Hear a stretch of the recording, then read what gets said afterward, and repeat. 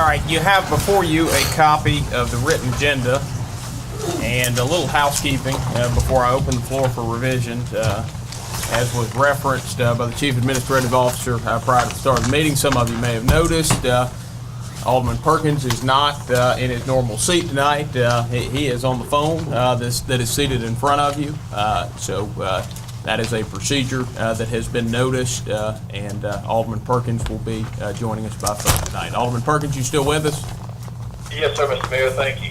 Okay. At this time, are there any proposed revisions to the agenda? Mr. Mayor, Alderman Little. in the essence of time for this recess meeting only, I ask that we limit citizen comments to 15-minute time slots that can be used by multiple people. With first, those in favor of the +1 coverage, next, those indifferent or have any other topic outside of +1, and those opposed for the final. Okay. So it'd be in favor, indifferent, opposed. Would you like those in blocks or to be alternated? Blocks, I guess. Okay. So it'd be a block in favor, a block indifferent, and a block opposed. The proposed revision would be to apply that procedure, and you want 15-minute blocks for each? Yes. Would be to apply that procedure to citizen comments. Are they, Alderman Little, is that your proposed revision? It is. Do I hear any objection? Any objection? Any objection? Any objection? Seeing none, please so note the change. Mr. Mayor, Yes, Alderman Perkins. I think you need to confer with your city attorney. I think we'll have to do a roll call vote since I'm joining electronically tonight. That's true. All right. But that's there were no objections to the amendment of the agenda, which is not necessarily a voting item, but since, Vice Mayor, I take your point. Since you're remote, let's put a belt and suspenders on it, and let's roll call that, and we'll roll call everything tonight. All right. Please answer yay, nay, or abstain on Alderman Little's proposed revision as the city clerk calls your name. Alderman Carver. Yay. Alderman Nguyen. Yay. Alderman Little. Yay. Alderman Walker. Yay. Alderman Maynard. Yay. Vice Mayor Perkins. Yay. Alderman Vaughn. Yay. All right. It's unanimous by a vote of 7 in favor and 7 against, and 0 against. The revision passes. Alderman Little, do you have further proposed revisions? I do not. Any further proposed revisions from the members of the board? Any further proposed revisions? Seeing none, a motion to approve the agenda as revised is in So order. moved. Motion has been made by Alderman Vaughn to approve the agenda as revised. Do I hear a second? Second. Motion has been seconded by Alderman Nguyen. Alderman Vaughn, do you wish to speak on the merits? No, sir. Any discussion? Any discussion? Any discussion? Seeing none, all those in favor, please signify by saying. Roll call. Please respond by saying yay, nay, or abstain as the city clerk calls your name. Alderman Carver. Okay. Alderman Nguyen. Yay. Alderman Little. Yay. Alderman Walker. Yay. Alderman Maynard. Yay. Vice Mayor Perkins. Vice Mayor Perkins. Yay. Alderman Vaughn. Yay. By a vote of 7 in favor with 0 against, the measure passes.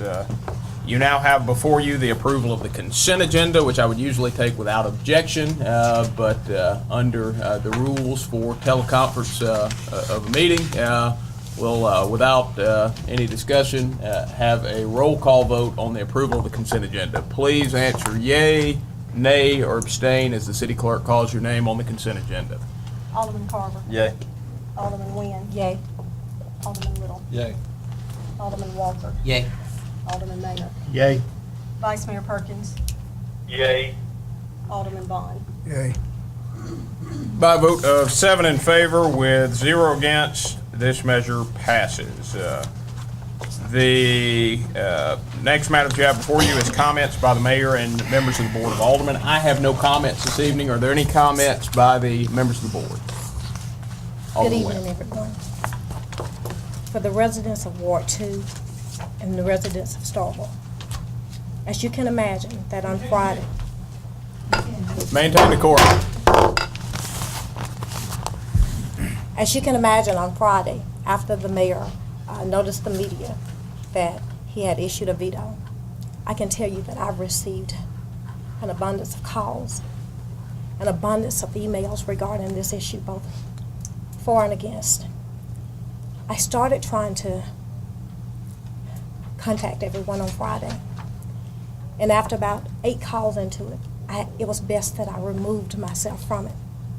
So in all fairness, if you've tried to call my phone, I have not been able to answer it. I needed some time to myself. You can imagine the telephone calls that I received at home on my cell phone. I couldn't respond to all of the emails. I just could not.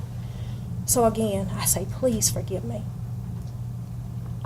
If there are members of the clergy from the community, will you please stand? And if you are standing, please raise your hand to be recognized that are here with us tonight. Thank you all so much. And there are some outside. Thank you all so much for being with us tonight. Mr. Mayor, I yield the floor. Are there any further comments by the members of the board? Alderman Carter. Really just two quick. I also encourage everybody to get out to Starkville High School football. Might as well say it. They're looking good. They're number one in the state and got an opportunity to watch them this weekend. If you get an opportunity at all this year, go watch Starkville High School. It's going to be worth it. Hopefully we'll have them in here toward the end of the season with some more recognition. Second thing, I appreciate everybody on the board. This is our first time trying to get all of our information on the packet by Friday at 5. I also want to commend the CAO for making a call around on Friday at noon and making sure we had everything in. I hope y'all all enjoy this and the simplicity that it's going to bring. So thank you. Thank you, CAO. Are there any further comments by the members of the board? Any further comments by the members of the board? All right, seeing none, we'll move to citizen comments. And in observing our rules that were set by the board for this meeting, we will hear first from those wishing to speak in favor. Was it Favor of +1. in favor of +1 coverage being extended to domestic partners? And I'll ask you to go through our normal procedure where you will introduce yourself and you'll be recognized to speak for a maximum of 3 minutes. I'm going to instruct the Chief Administrative Officer to keep a running clock. So if everybody used their maximum, that would be 5 people that would be permitted to come forward. And if people use less than 3 minutes, then of course it will just count towards the running total. And then we'll move to the block that is indifferent. Now, with respect to the block that is indifferent, I will ask that you respect the rules, and I will gavel you if you don't respect the rules. Do not try to use the indifferent time to expand the time for your side. So that time is reserved for people who truly wish to extend a comment that is indifferent to the policy. And then finally, we will conclude by hearing from people that are against the extension of the proposed +1 coverage to domestic partners. At this time, anyone wishing to speak in favor of the +1 coverage may do so by coming forward. Maureen Wan, Ward 3. And I'm going to speak fast, so. Where do you Alderman live in Little. Ward 3? Excuse me? Where do you live in Ward 3? Grand Oaks, end of South Montgomery. That's out in the county? Well, the map looks like you kind of It's pull out in us the in. county. Okay, I was just clarifying. Alderman Little, you asked where is the great need for this insurance policy because only a few people and 0 same-sex couples had shown interest. Well, good leadership is proactive, not reactionary. If you are only going to make decisions based on what has already become a great need, then maybe you shouldn't be a leader. Alderman Nguyen, Alderman Perkins, and Alderman Bond, have you already forgotten your personal struggles with equality? Have you forgotten about the inequality the black community still faces today? I am mortified that you, of all people, will perpetuate inequality. The kind of Christianity that was spewed in the last meeting is the exact same cherry-picking, rebel flag-waving, white sheet-wearing, cross-burning Christianity that tried wholeheartedly to prevent blacks from becoming full members of society. Who can question the word of God when the Bible says, slaves, obey your earthly masters with fear and trembling, Ephesians 6:5, or tell slaves to be submissive to their masters and give satisfaction in every respect, Titus 2:9. One of the reasons you 3 are sitting in this room as elected officials is because people like Mayor Perkins, Alderman Walker, and Alderman Maynard, who fought to end slavery and then later end segregation and repeal the Jim Crow laws. So how dare you be on the wrong side of the debate about equality? And shame on you as Christians for allowing the cherry picking of the scripture to be used as weapons again. If Dr. Martin Luther King Jr., who is my hero, was the leader in the fight for equal rights, were alive today, he would be ashamed. Some of you will ignore all the scientific evidence proving people are born gay and still argue that being black is not a choice and being gay is. But even your ignorance does not matter. Discrimination is discrimination. If I were to choose to marry a black man, the discrimination I would face today from this community is still dead wrong. Now back to the specific topic at hand. This is not about being gay or straight. It's about equal rights for city employees. For those of you trying to override the mayor's veto, I am disgusted at the unchristian-like behavior of denying insurance coverage to a whole group of city employees just because it might help one or two gay ones. City employees come to work, contribute to the city, and they spend their money here. You do not have the right to judge who they go home to. If you are not able to get past your own ego and you can't even see what would Jesus do, then perhaps you will think about Dr. Martin Luther King when he said, "I have decided to stick with love. Hate is too great a burden to bear." Thank you. I'm Milo Burnham from Ward 2. I'm not going to read the whole statement, just one part of it right here, which is, I implore you not to breathe life into the demon of discrimination that took so long to subdue. I ask you here tonight to vote to sustain the mayor's veto and let the people of Starkville, the people of the state of Mississippi, and the people of the nation know that Starkville city government has come back to its senses. Thank you, Mr. Burnham. Seth Oppenheimer, I'm spiritual leader of Congregation B'nai Israel. About half my congregation lives in Starkville. Put on your armor of faith. Let the world know you support biblical words. Justice, justice you shall pursue. Do not favor the poor, show deference to the rich. Is it the place of government to say, this one you may love and choose for a partner, yet this one you may not? Will you be the judge to favor one over the other? Some will say, these things are forbidden by the Bible. I say, you are happy to ignore commandments. Commandments you don't like, and impose commandments you do like on others. Do you eat pigs and catfish? Frog legs and lobster? Why can you ignore these laws? You build fires on the Sabbath, a capital offense. Please tell me how you adhere to the biblical commandments. Oh, excuse me. Just the ones you impose on others. Because you are uncomfortable, you mistake customs for morals. In your certain righteousness, raise your sword against love. Put on your armor of faith, put on your costume of righteousness. It may fool the eye of man, but there are eyes that see everything, ears that hear everything, a heart that knows everything. I beg you, consider what you're doing. Do you act out of a love of justice? Or because you're uncomfortable? We are quick to condemn intolerance when it is far away, when the wicked do not believe as we do. Consider standing in another's place. What is hateful to you, do not do to another. Thank you. Thank you, Rabbi Oppenheimer.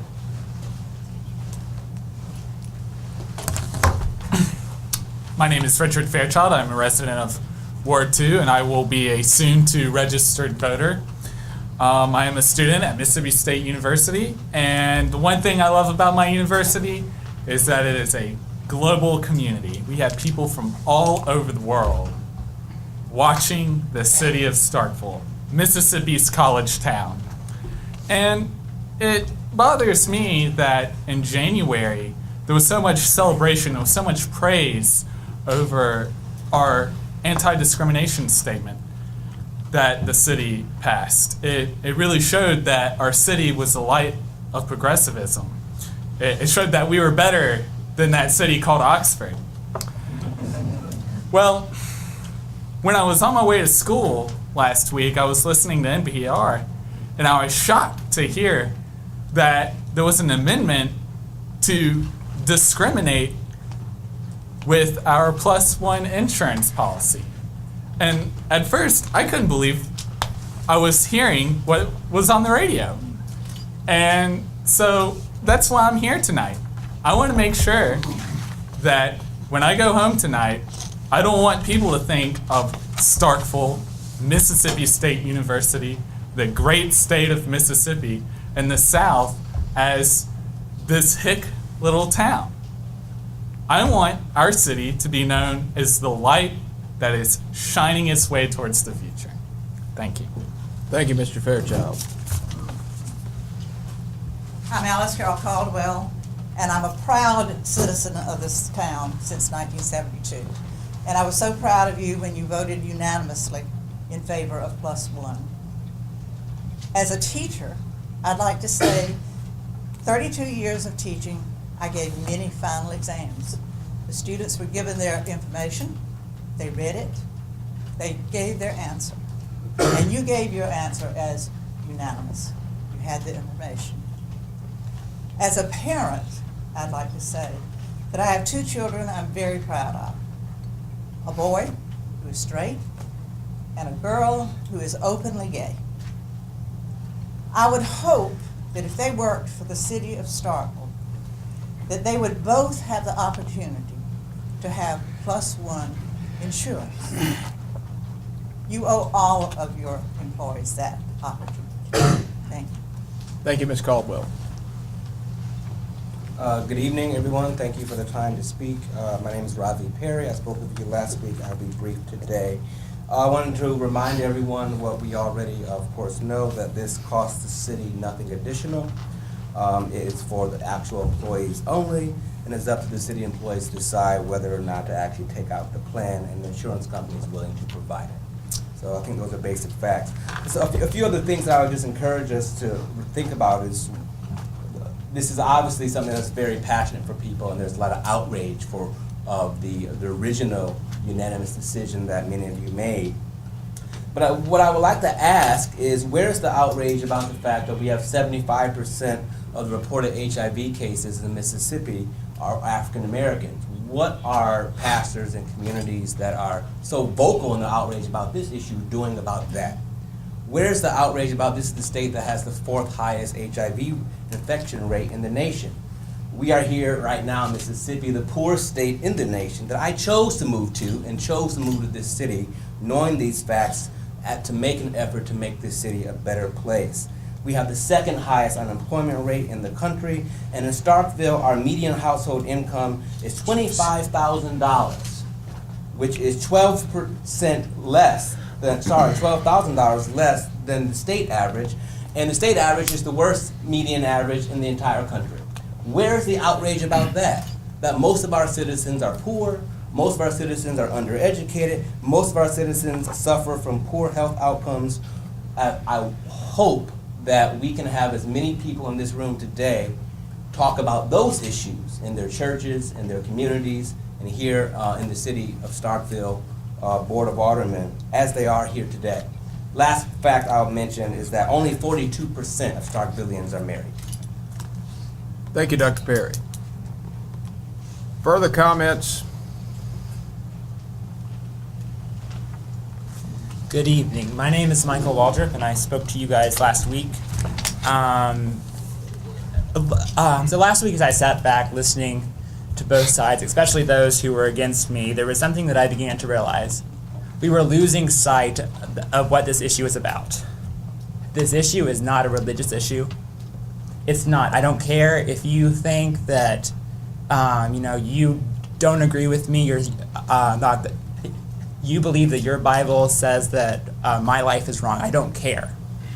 It doesn't. That's not what this issue is about. This is a health care issue. And something that I liked that was spoken last week was that this is a life and death issue, as spoken by Robbie Perry, who just spoke. This is a life and death issue. By not passing this, by excluding same-sex couples from this +1 benefit, you are literally, as he said, sending people to their graves. Why? That's what I don't understand, I guess. Now, I'm obviously not talking to the mayor or the 2 aldermen who voted to keep the +1 amendment as passed, and I thank you for that, I really do. But I am talking to the rest of you. You claim that you are blindsided by the mayor, and I'm not saying that you may or may not have felt this way, but the fact remains that you are still taking health insurance away from people who are different from you. Don't punish the members of the LGBT community because you think that there are internal problems within the structure of the city government. That's not on the citizens. So sit there and think about that tonight. Thank you. Thank you, Mr. Waldrop.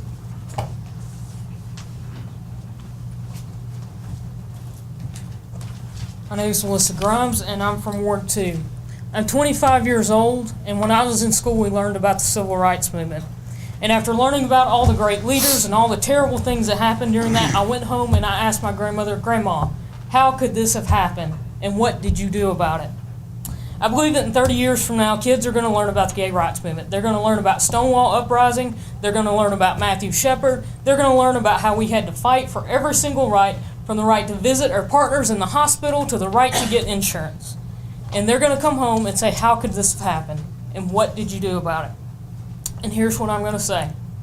Hate and fear are powerful motivators.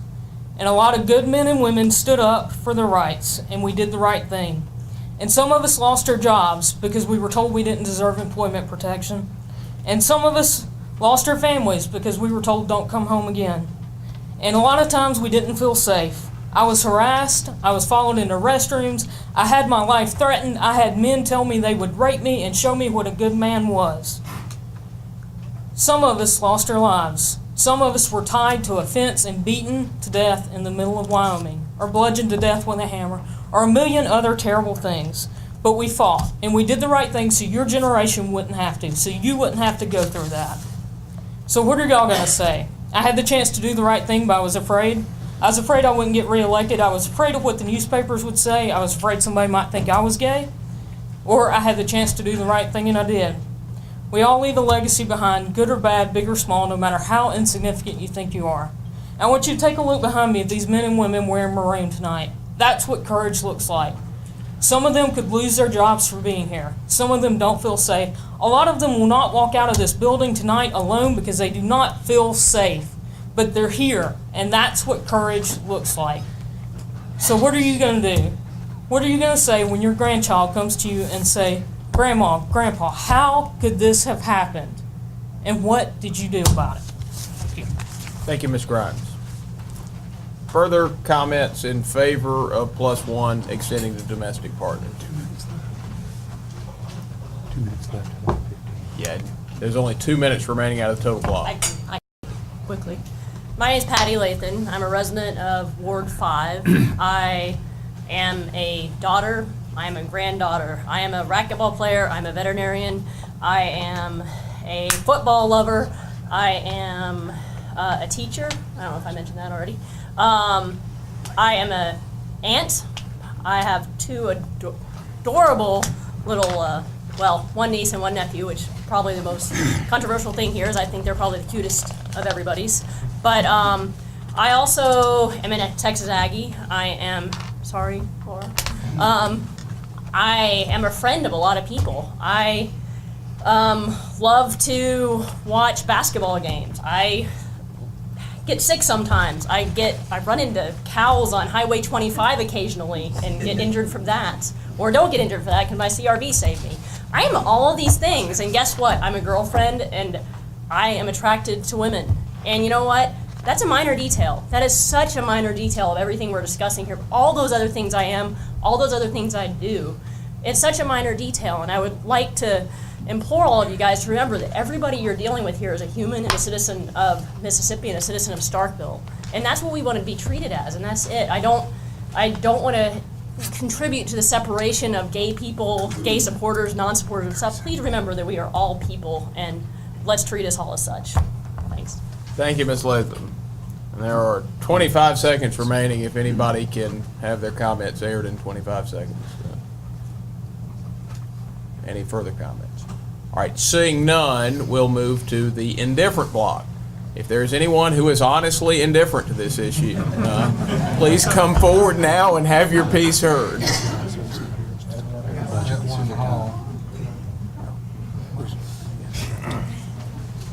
I'll take the rally of being somewhat indifferent. John Gaskin from Ward 4. There's one thing that I think everybody's sort of missing the point on with this insurance. When you look at what our city employees are expected to pay for this insurance, it's almost 4 times what the Kaiser Family Foundation says that most companies would charge in premiums. If you have an employee who is making $20,000 a year and for their own personal insurance to pay $400 a month right at it, you're looking at $4,600, $4,700 a year. How is that affordable? for our employees at the city. Reading over the memo that Dispatch had on their website, this is one of the worst examples of an insurance plan I have ever seen in my life. I'm very fortunate with my my company. You know, we only have a $285 deductible, and we pay about $130 per person per month, and it's a self-funded plan. But the company put some money towards this. One thing as a city, if you want to offer a true benefit to our employees, why not put some money towards the contributions to actually make this insurance affordable for those men and women working for the city? Our firefighters, our officers who's risking their lives to protect all of us, they deserve a lot better than what y'all are offering right here. And I don't think enough time's been put into looking at, everybody's talking about the +1, for, against it, everybody has their arguments on it. This is not a viable plan. The last time I came in here, I said, you know, as a city, each one of you elected are to look at the affordability of it, the legality of it. This is not affordable for our city's employees, and they deserve a lot better than what this plan is. Because when you start talking about trying to $991.58, and the way I'm reading this here, it says that's the monthly premium, renewal monthly premium factors. That's like 11 grand a year for a family. This is not a viable option. I think a lot more time needs to be spent trying to find a much better plan. And rather, when you start talking about raises, which I do agree we need to up raises for our employees in the city, you could give a lot more to the employees just by putting a contribution rather than making them pay the full amount of it themselves. So, thank you. Mr. Thank you, Mr. Yes. Gaskins. You are aware that the city pays 100% of the employee's portion, right? No, I'm not on The that. city pays 100%. Okay, because I had spoken to one alderman who told me that the employee pays 100% of it. No.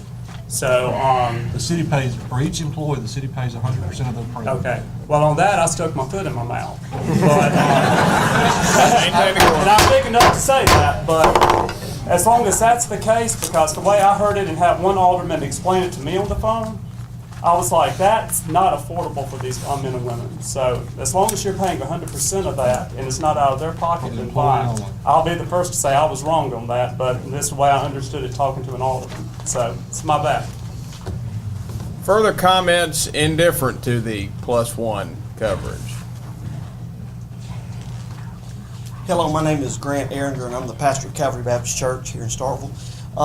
First of all, to Ben Carver, I'd just like to say, go Jackets. Ben, you might not be aware the Starkville Yellow Jackets are also ranked 14th in the nation, the same as our Mississippi State Bulldogs. I doubt that has ever happened.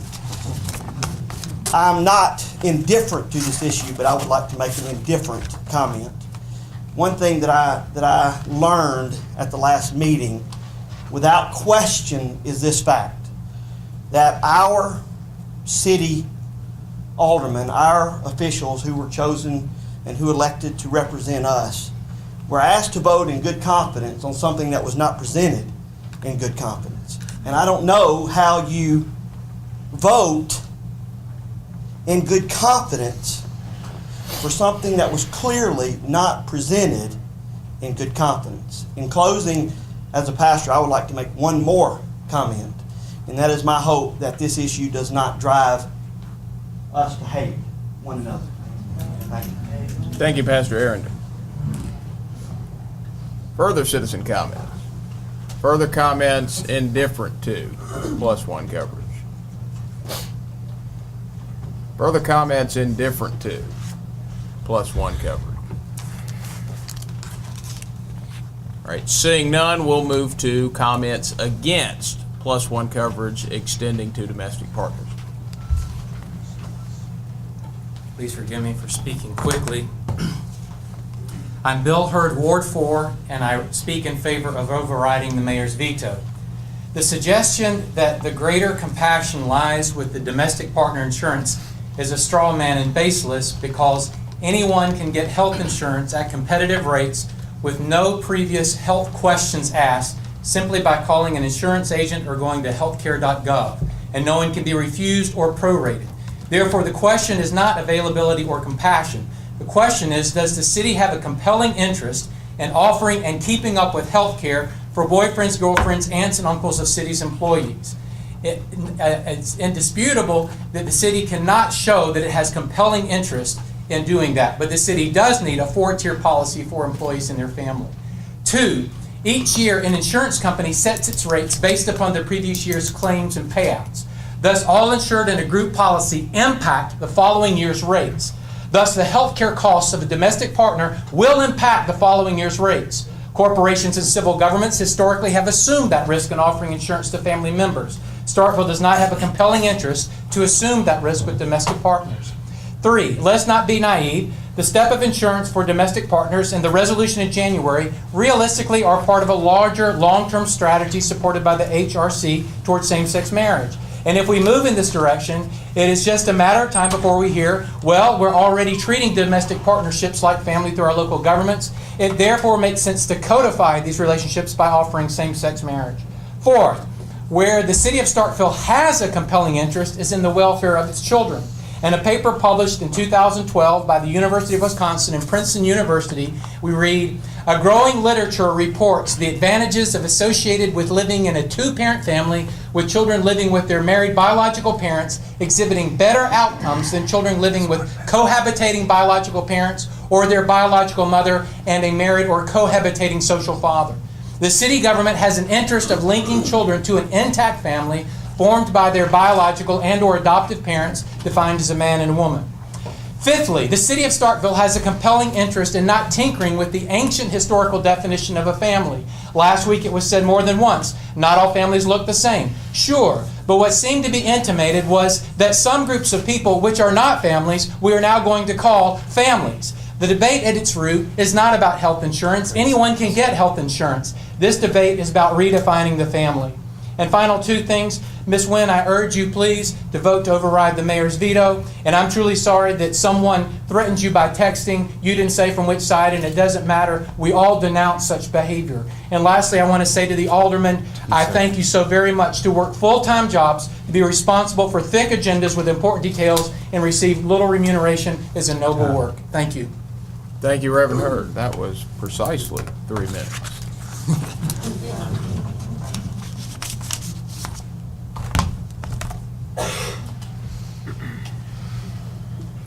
Good evening. My name is Claude McKinney, and I've been a resident of this community for 13 years, and I've grown to love this town and the people. But I have a hard time understanding why some of this community's leaders are so quick to honor and recognize sin. I heard the term that Starkville is progressive on the stance towards the LGBT community. Why is this? Could this progressive move be to ride a wave of popularity that this issue carries into better personal gain, or to springboard for better political power or gain? Being progressive is not always a good thing. Cancer is also progressive, and if not treated or removed, it causes death and destruction. Sin is the same way, and it leads to death and destruction. Is this really what we want our community to be associated with? Something that brings no life, only death?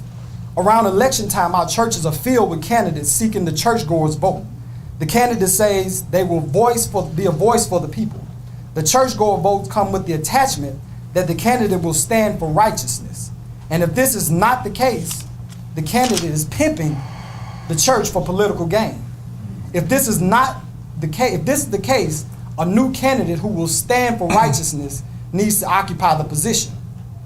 When election time comes, if a candidate will not hold to the standards of the churches that it wants votes from, then go to the LGBT community only for votes and leave the churches alone. The majority of this community is not LGBT. If everyone were a part of this, the human race would die out. So just know, when you stand for sin, you're standing against Almighty God. Is that really where we want this town to be?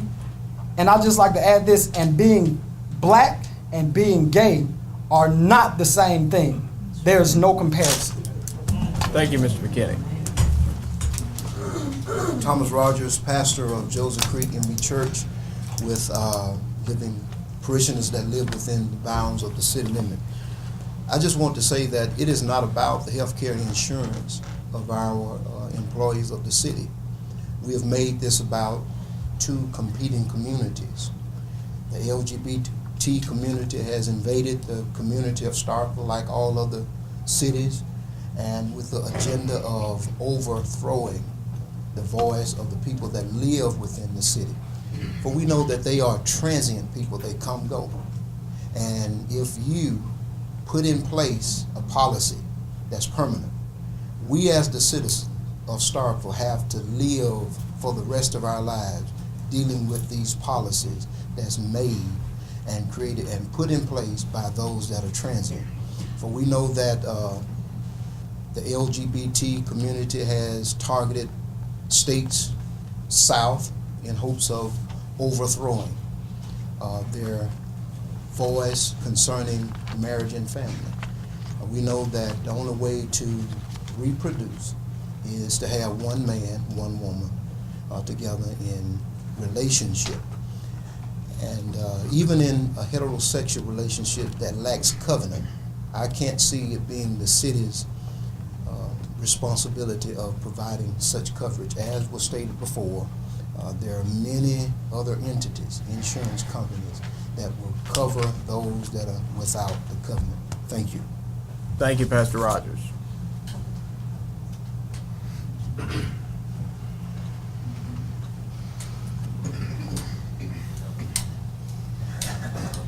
Good evening, my name is Alvin Town Ward 7. I'm just a country Baptist. I was brought up, mom taught me, son, if a person is wrong and you go along with them wrong, you just wrong if they is. That is something that I carry with me. Let I know if a person is wrong, why is I to go along with you and you wrong? Also, it says it's one sin that you won't be forgiven for in this life or the life to come, and that is blaspheming against the Holy Ghost. You cannot rewrite the Bible, you cannot change the Bible. And it's sad that now it's 8 women to one man already. It's getting worse. Thank you, Mr. Turner. Further comments against +1 coverage extending to domestic partners?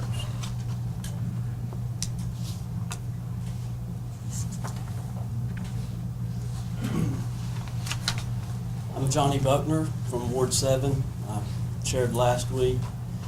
I'm thankful for Starkville. I'm thankful for my heritage. I've been in 42 different countries and I've lived outside of the States for 15 years. And me and my family have come back here partially because of what we believe is good in Starkville. I don't consider it a hick town. I consider it a place that people can come, feel loved and appreciated.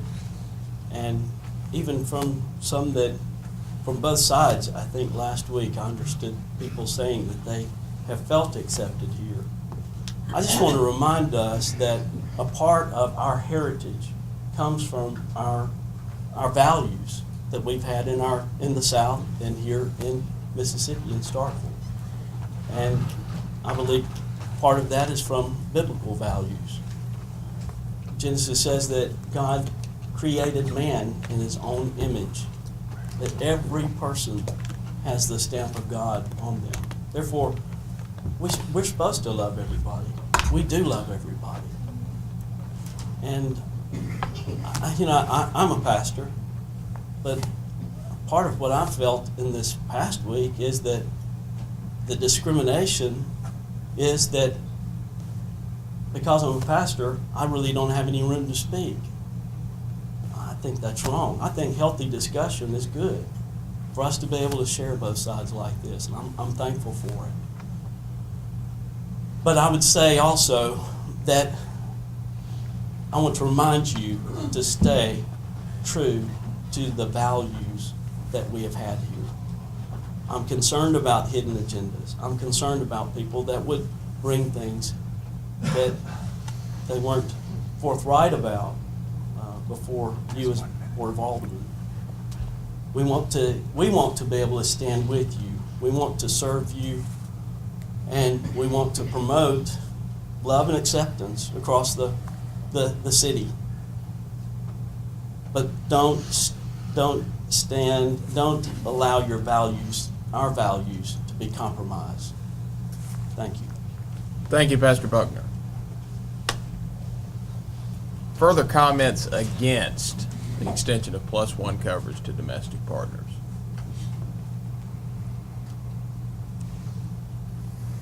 My name is Jeff Artigues, a resident of Starkville, pastoral minister at St. Joseph Catholic Church. My pastor would have been here, but he's in the hospital with pneumonia. I'm basically speaking on his behalf and for the church.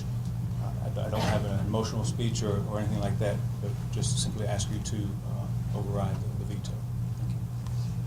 Thank you, Pastor Ortiz. Further comments against the extension of +1 coverage to domestic partners?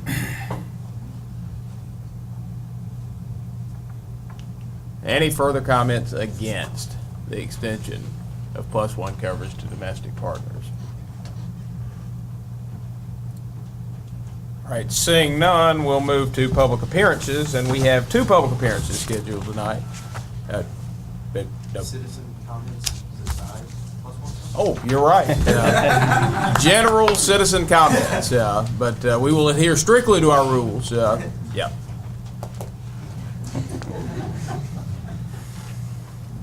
Chris Wilburn, Ward 4. I assume everyone remembers me from last week. But I come not tonight about +1 coverage, but about public safety and bikes. I'm a cyclist of Starkville, and I just wanted to remind everyone about the helmet law that we do have in Starkville. And Mr. Mayor, I've not seen it enforced because recently I've rode about 2 months now without a helmet on. I almost rode here tonight, but then I was like, I'll be by the police station. They might actually write me a ticket. So I just want to remind everyone about the helmet law. I want to commend you on the wonderful bike trails and paths that we have in our city. I think they're wonderful. I think that it's great. And I think that we could definitely do more. I know that infrastructure is something we always want to build. We just got the smart buses. We're wanting to go green. Let's go even more green. Let's do a whole bike initiative if we can. You know, I don't see much of that going on in Starkville, but we have these wonderful paths that are used some, but not a lot. I don't see a lot of helmets worn on them, unfortunately. You know, I live right on University Drive, so I see cyclists coming from campus every day without it. And I actually saw a cyclist without a helmet on take a pretty bad spill on the way to campus. So I think that we really need to, as a police force, as a council, enforce these bike issues. And one of the other things that I just wanted to bring up, I have nowhere to park my bike. There's a lot of parking spots for cars around here, but I rode up here tonight. There is a parking spot, or one little loop for bike parking in front of this building, but on Main Street, where most of your bike traffic is, there is no parking at all. I have to chain it to a light pole if I can find one that'll fit. Or a rail, and I know a lot of businesses don't want that. It's just kind of deterring from their business, and I want to be able to lock up my bike too. So think about bike parking, public safety, and definitely commend you on going even more green. Thank you for the time. Thank you. Would you say your name again? Chris Wilborn, Ward 4. Thank you. Thank you.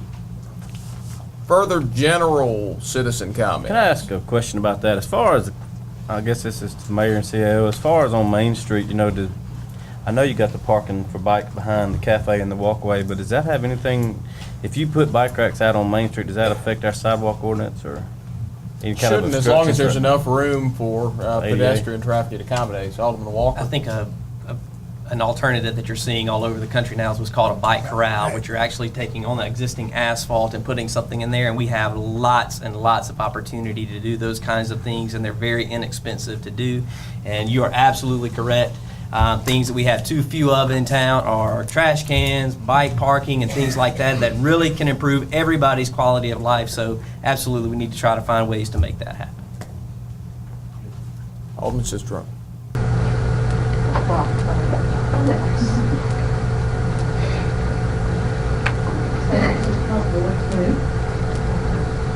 y'all have a big issue with the +1 coverage, but y'all also are going to be approving the budget. And when I came last week, I just got the budget. To be honest, I've not spent much more time looking at it because I really don't think it's going to go very far. But I'd like to dispel this idea that there's no money for employee raises or for funding the library or for pick your favorite topic. I've picked out some items that I think could be adjusted down easily and not significantly impact the budget. When I attended budget committee meetings, I heard over and over, flat budget, flat budget, flat budget.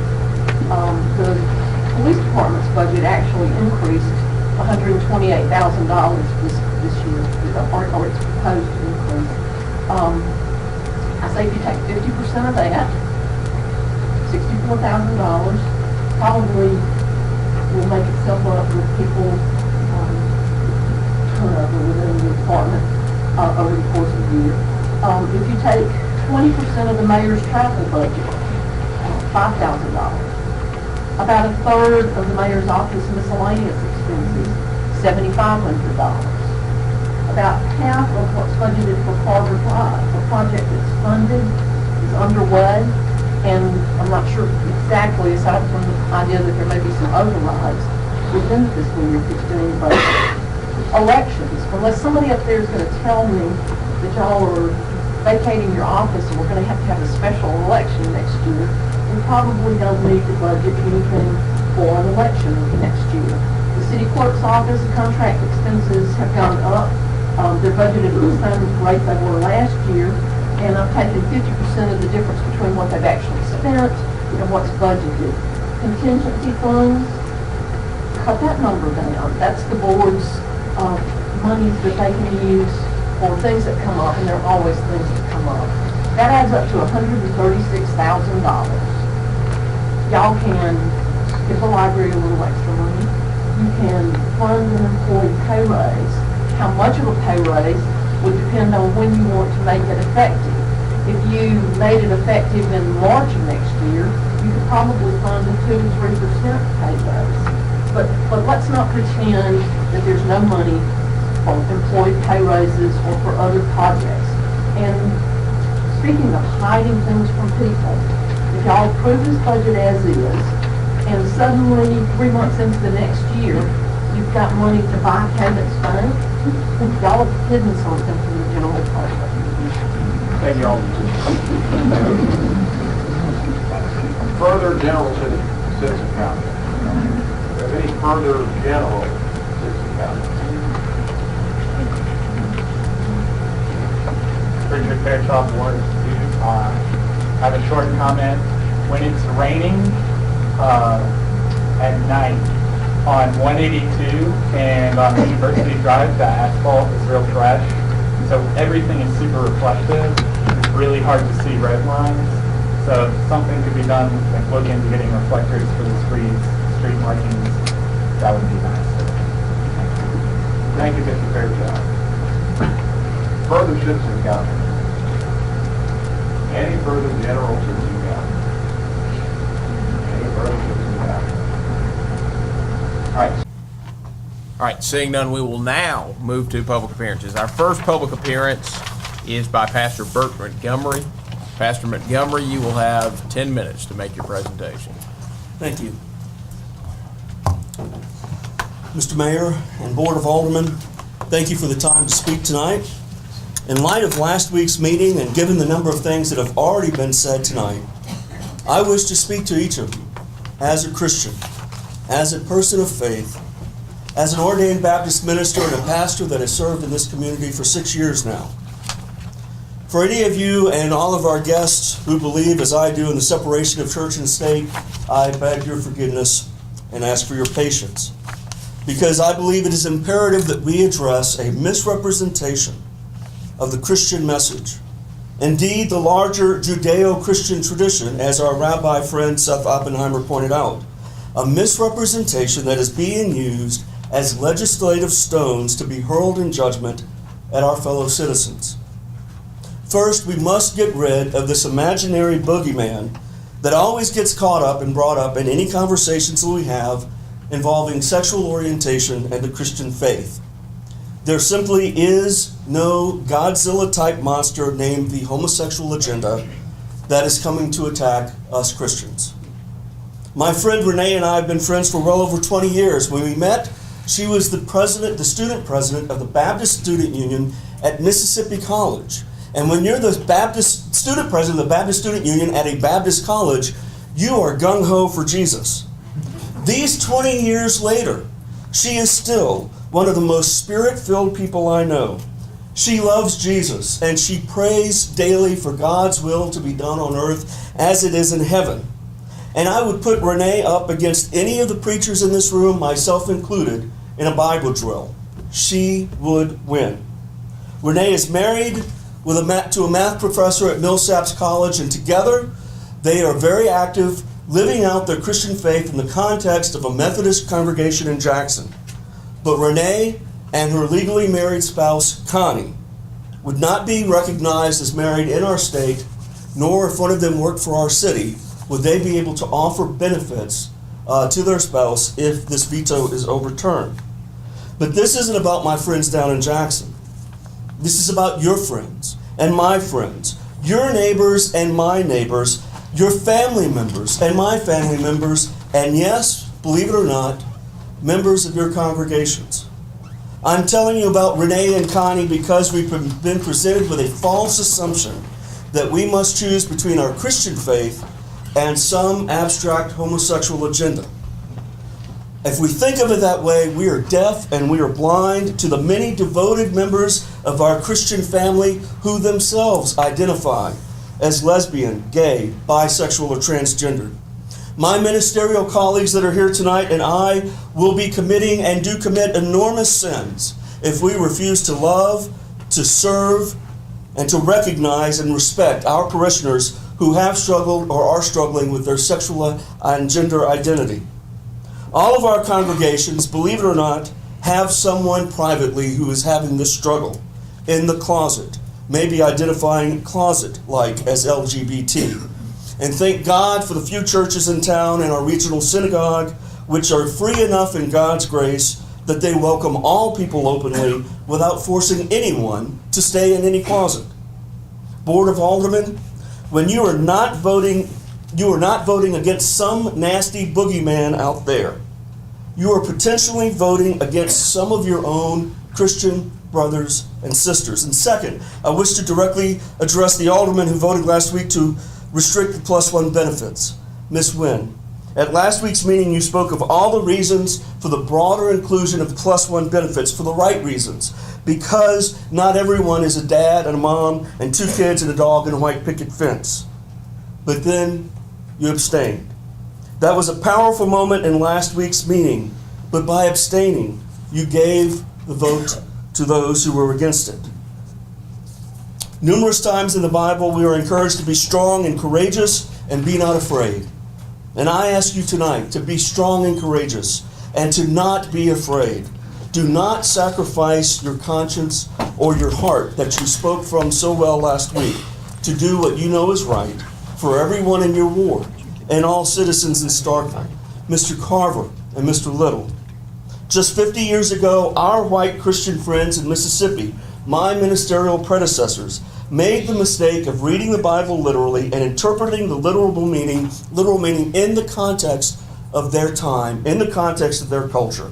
And the Bible clearly states, slaves obey your masters. There's the story used of the curse of Ham, Noah's son, that was used to justify white supremacy from slavery to segregation of schools and bathrooms to keeping African Americans from voting and having rights. The Bible says so, the Bible says so, the Bible says so was heard in pulpits defending slavery and in pulpits defending segregation.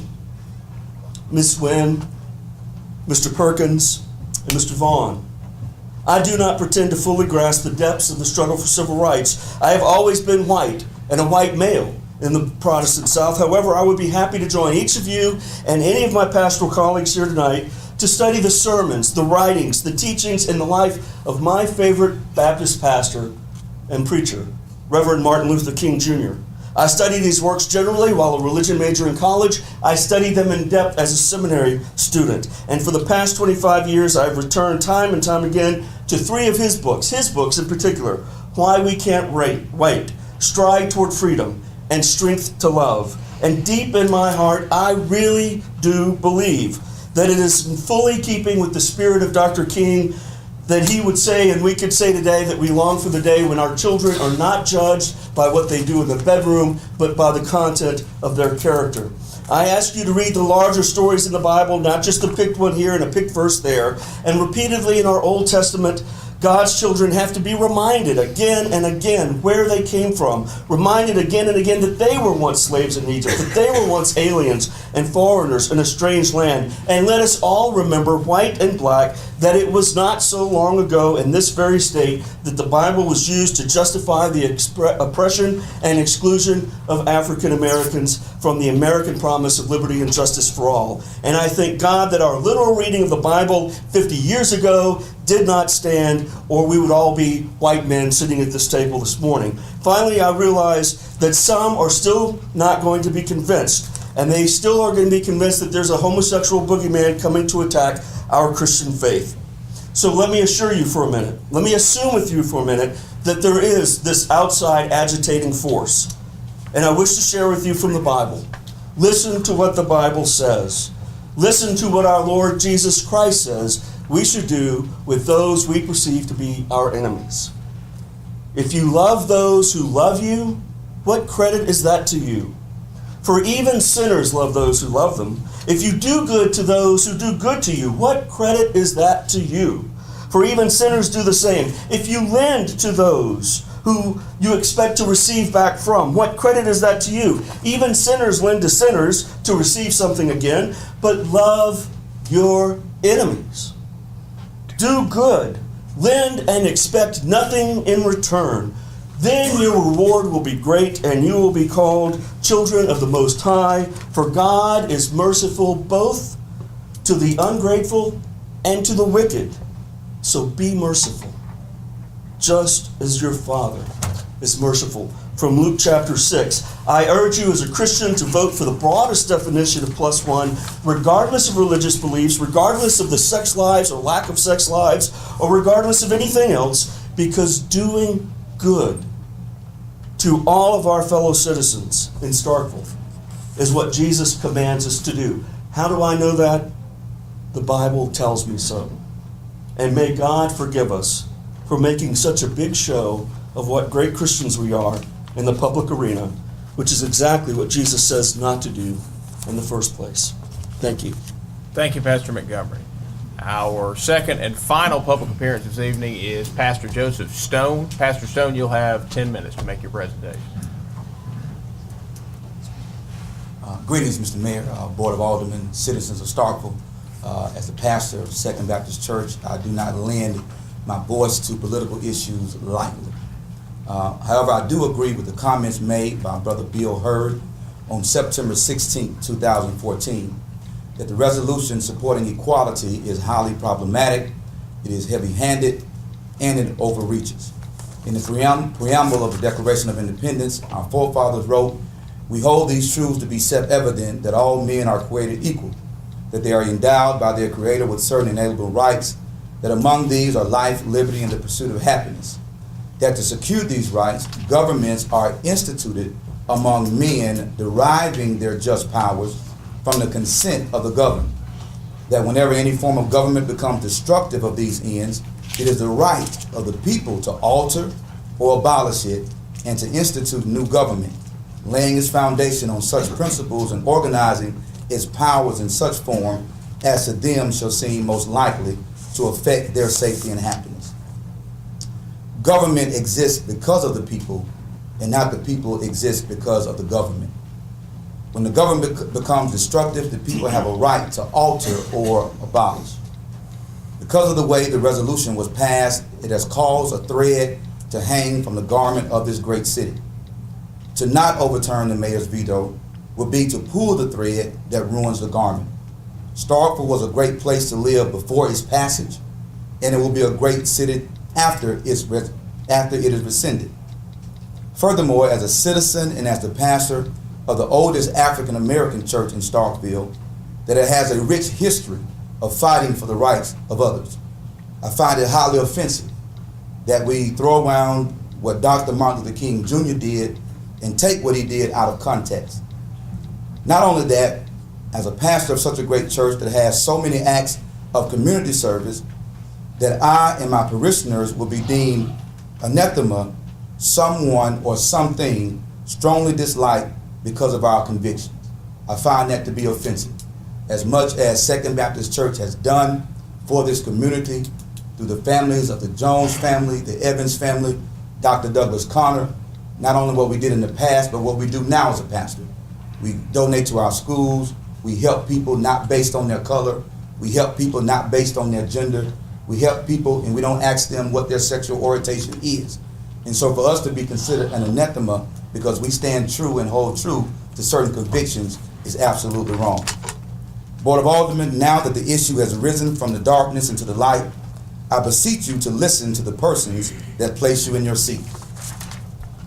The proverbial stuff has hit the fan. The rubber has now met the road. You are in office by the people and for the people. Please work for the people.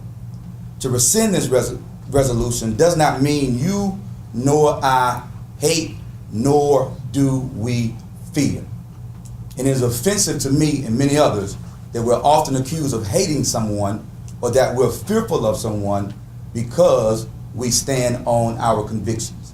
I find it to be highly offensive. You have not sat down with me and had a conversation with me.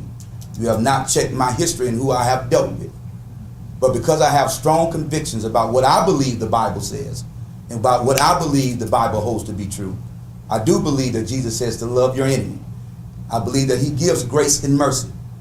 But we don't give grace and mercy just so people can continue to live against what we believe are the laws and the principles of God. But that's not the debate here tonight. Debate is this, that Starkville is made up of citizens. And I believe on tonight that the citizens of this city are standing not because we hate. We're standing not because we fear, but we're standing because we have convictions. So I beseech you tonight, Board of Aldermen, listen to your citizens, because that's what puts you in office, and that's what can take you out of office. Thank you. Thank you, Pastor Stone. All right, at this time, Alderman Nguyen has asked to be recognized. Alderman Nguyen. Good evening again, everyone. This has been very painful for me, and I consider it a storm. I call it a storm for me. Can you all hear? No. Okay, just speak up.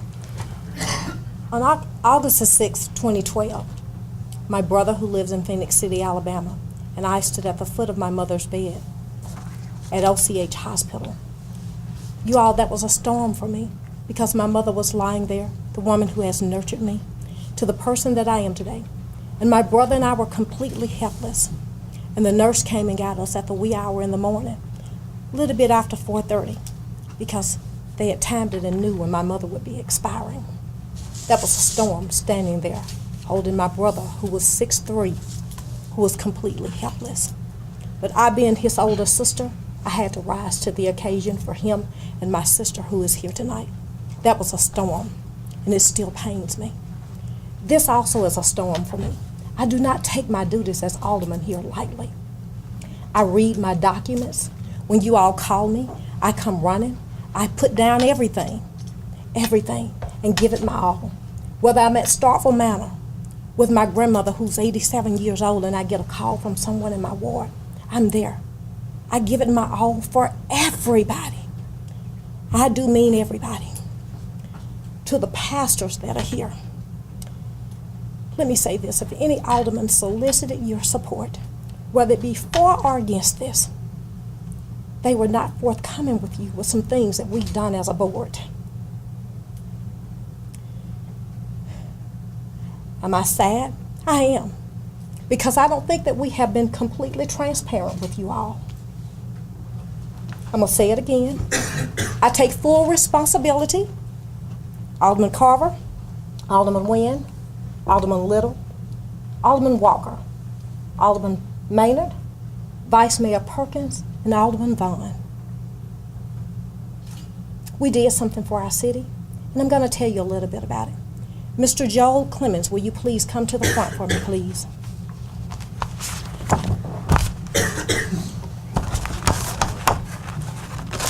And before that, Mr. Clemens, let me go ahead. You can go ahead and get everything prepared. Will you please put up the cityofstarkville.org website? Wait a minute. Let's turn back on. Don't completely put us in the dark. Let me say this. Vice Mayor, are you still there? Yes, I'm here, Mr. Mayor. Just wanted to check. Yes, sir. Thank you, Mr. Mayor. Appreciate it. On last Tuesday, so many of us brought our Bibles. I brought mine tonight too. And on last Saturday, while I was out of town, I worked on this as hard as I could. And so many of you all were telling me to apply the Bible to this. And I tried, but guess what? I can't use the Bible to operate city government. You know why? It doesn't address City of Starkville personnel for the cars that they use. It doesn't address pre-employment drug testing. It doesn't address major medical leave. It doesn't address workers' comp. It doesn't address retirement. It doesn't address city vehicles. It doesn't address the Federal Family Medical Leave Act. Nor does it address our personnel records, among so many other things. I couldn't use it. I couldn't, because there's nowhere in here where it says anything about maternity leave or any of those things. I could not use a book. This guide, for me, provides a foundation for us to walk with our faith. Pastor Stone, that just left, is my pastor. I wish he had stayed around because I've got a couple of quotes that I've learned from him. On May 18th, 2014, at Second Baptist, Pastor Stone said, "Adversity scares the unprepared and it excites the prepared." On March 17th, he says, "Anger, if used properly, can push us positively into purpose."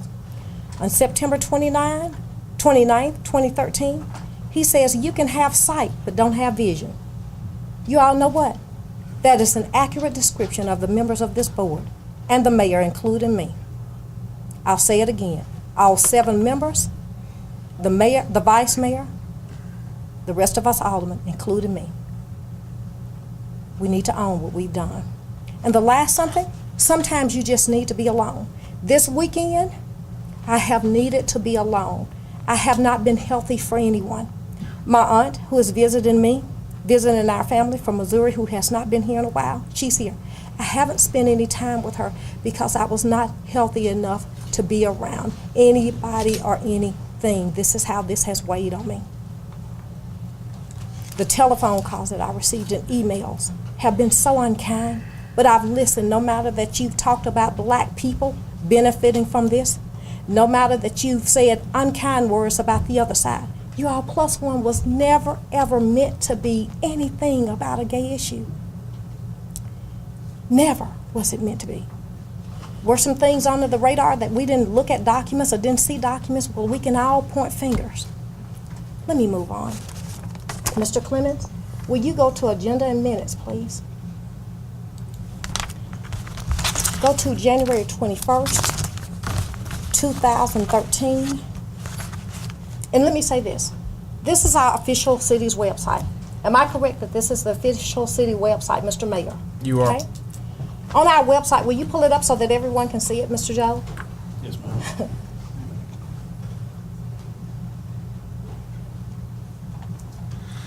This is our agenda for January 21st, 2014. And when you see an agenda, it'll have the date on there. That was our recess meeting.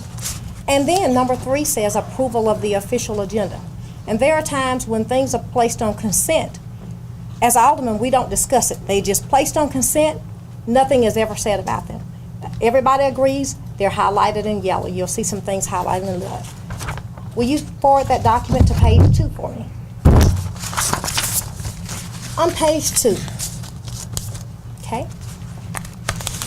there are 6 aldermen and our vice mayor who also serves as an alderman. Particularly look at item number 10. It says consideration of a resolution supporting equality. I will show you that document shortly. Shortly, I will show you that document. Okay, Mr. Clemens, will you turn to page 96? Let's pull up 96 for me.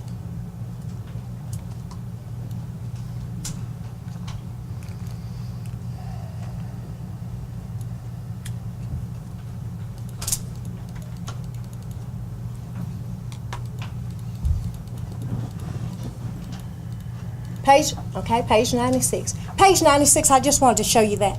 It's an example of a cover letter that we'll get on our narrative.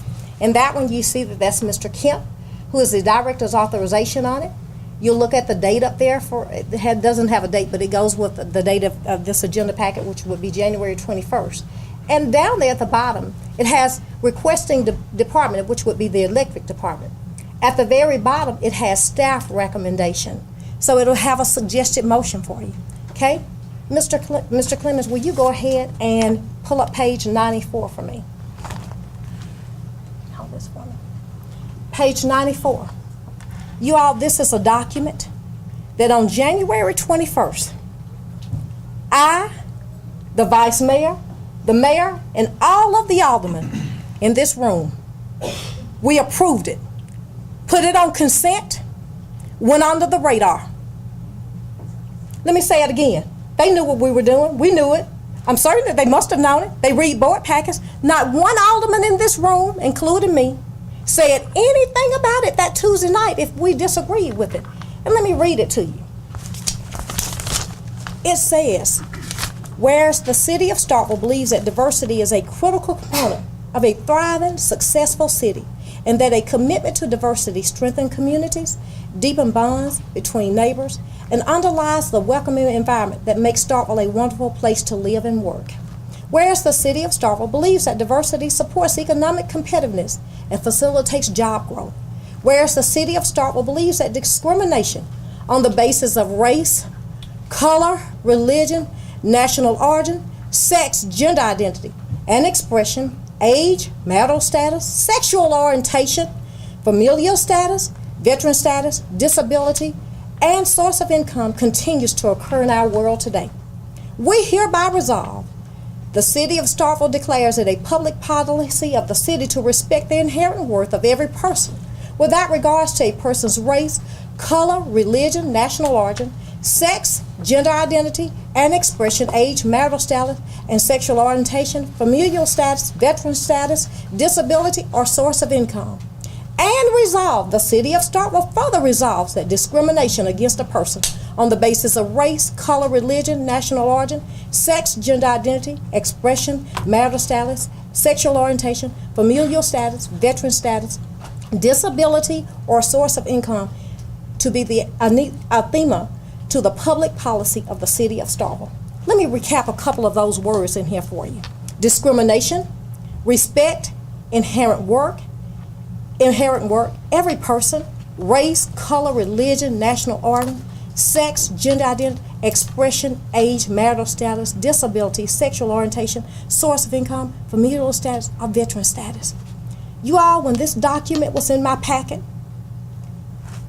it kind of concerned me. It did, because I'm a person who thinks broad, and I thought about what impact would this have on our city long term. But you know what? No board member said anything. Nobody said anything. I'll tell you why we did it in a little bit. Nobody said anything. I trusted the judgment of the persons whose name was the authorization director name on that. I trusted it. I didn't ask any questions. It was only about a couple of days later before the media got it. And some constituents, I think they start to call to City Hall and complain just a little bit. No board member said anything to me about it. I think Alderman Little and I said something. And sometimes we get mad when the media gets on us. Sometimes we do. Well, later on, about 2 weeks later, and I can say it because Mr. Carver sitting here beside me, Alderman Carver, and he's on record saying this in the newspaper, so I'm going to quote him. We had, after our meeting was held, we went into executive session. Alderman Carver sat at this table.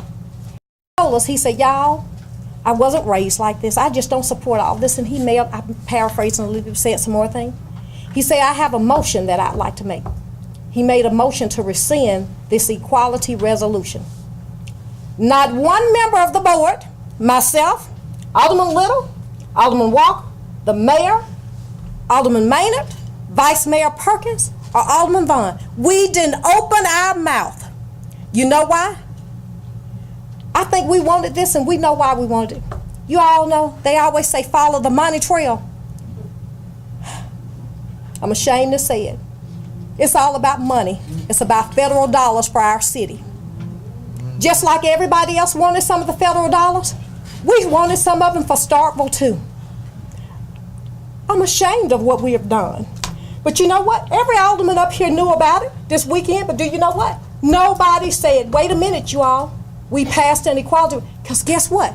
They just said, I'm sure that they were probably thinking, let's just keep it on the radar. Again, I trusted the leadership, and I'm certain that other aldermen did. And Joe, will you pull down that slide for me on page 93? 93. It says subject. Request approval of a resolution supporting inclusion in the city of Starkville. Requesting department, it wasn't the mayor's business, it was board business. Director's authorization, it is our Vice Mayor, Roy A. Perkins. The suggested motion, move approval of a resolution supporting the prohibition, discrimination in the city of Starkville. We didn't question it. We didn't. We did not. To say that some aldermen didn't know, that would be irresponsible and reckless. That means that you didn't read your board packet. You couldn't have possibly read your board, because certainly something of this magnitude would stand out, because it's addressing sex in here, transgender, and everything else in this document. I don't know anybody in America that this document wouldn't apply to. But no alderman said anything. None of them. None of them. And I don't think when they did this the other night that they even thought in their mind. And let me say this. I'm not talking about Alderman Walker or Alderman Maynard. The rest of them, I don't think that they even thought about what we had done. I don't even thought about how this would, they thought how this would impact what we were doing regarding this +1 coverage. That we meant no harm with the +1 coverage. I don't think that they thought it. I'm going to pass this down to the city clerk. I'm going to ask her to read number 5 on there for me.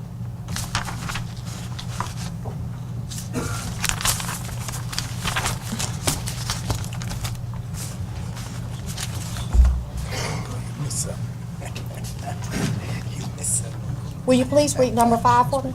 Will you speak up loud so that everyone can hear you, please? Consideration of a resolution supporting equality.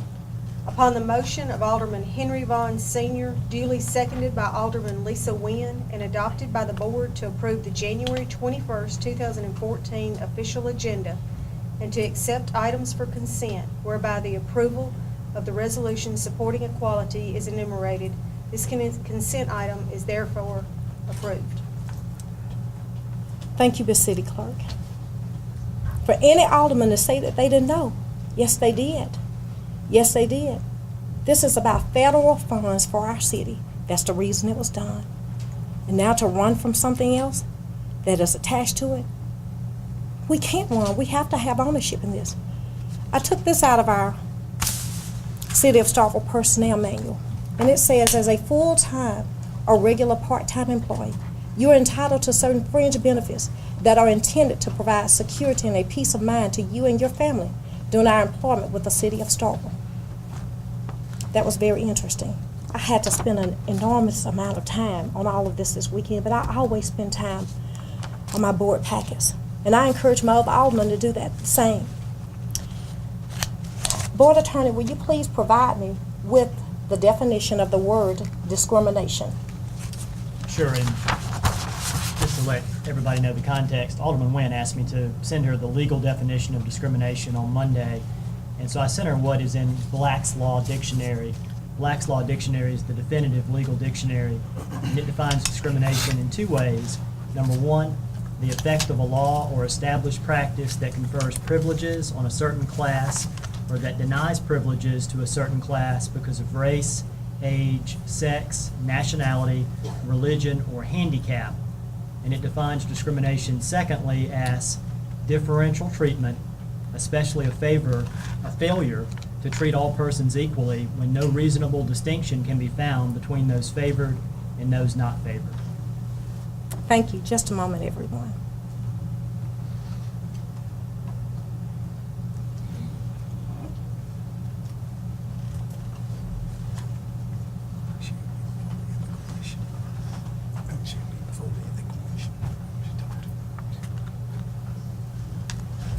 Mr. Clemens, will you Google the word discrimination for me also?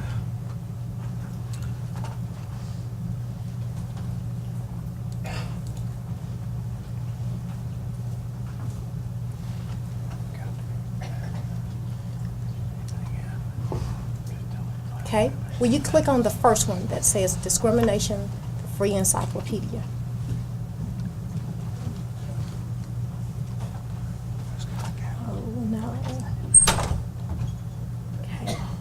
Just one moment, Mr. Clemens.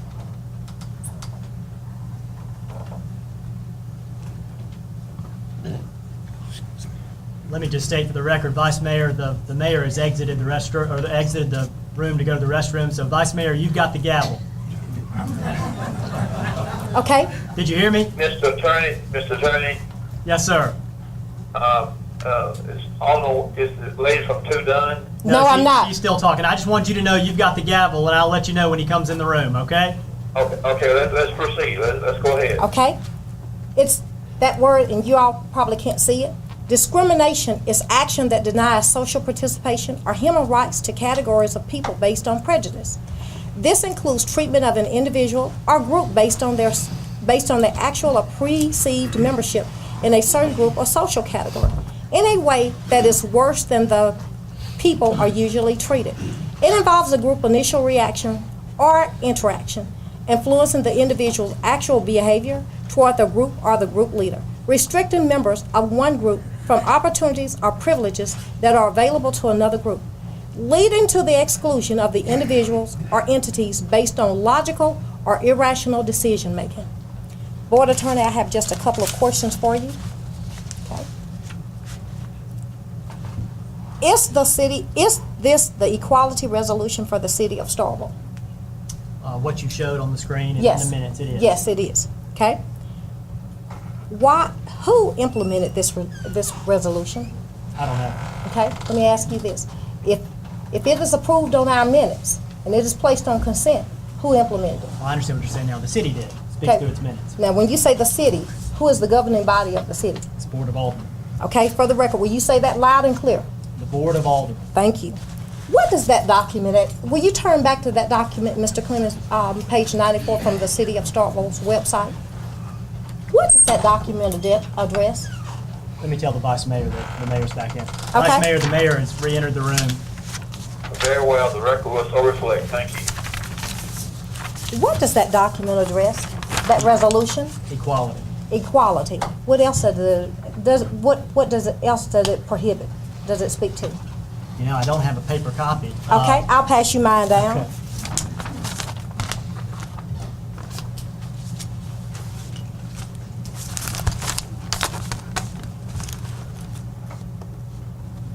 It speaks in paragraph 1 to making Starkville generally a better place to live. Okay, let's look at that suggested motion. Will you read that aloud? Move approval of a resolution supporting the prohibition of discrimination in the city of Starkville, Mississippi. So that's prohibiting discrimination. Okay? Let me move on. You all, let me say this. And I'm about to end all of this. I do my homework thoroughly. And every decision that I make, it is never ever about me. Never do I inject myself. Never do I bring my faith into the boardroom. It's only for the city of Starkville and for the good of the city of Starkville. I've questioned our leadership on this. We've all pointed fingers. There have been some. I'm just going to wait just one moment until one other alderman, to both of these aldermen arrive back, please.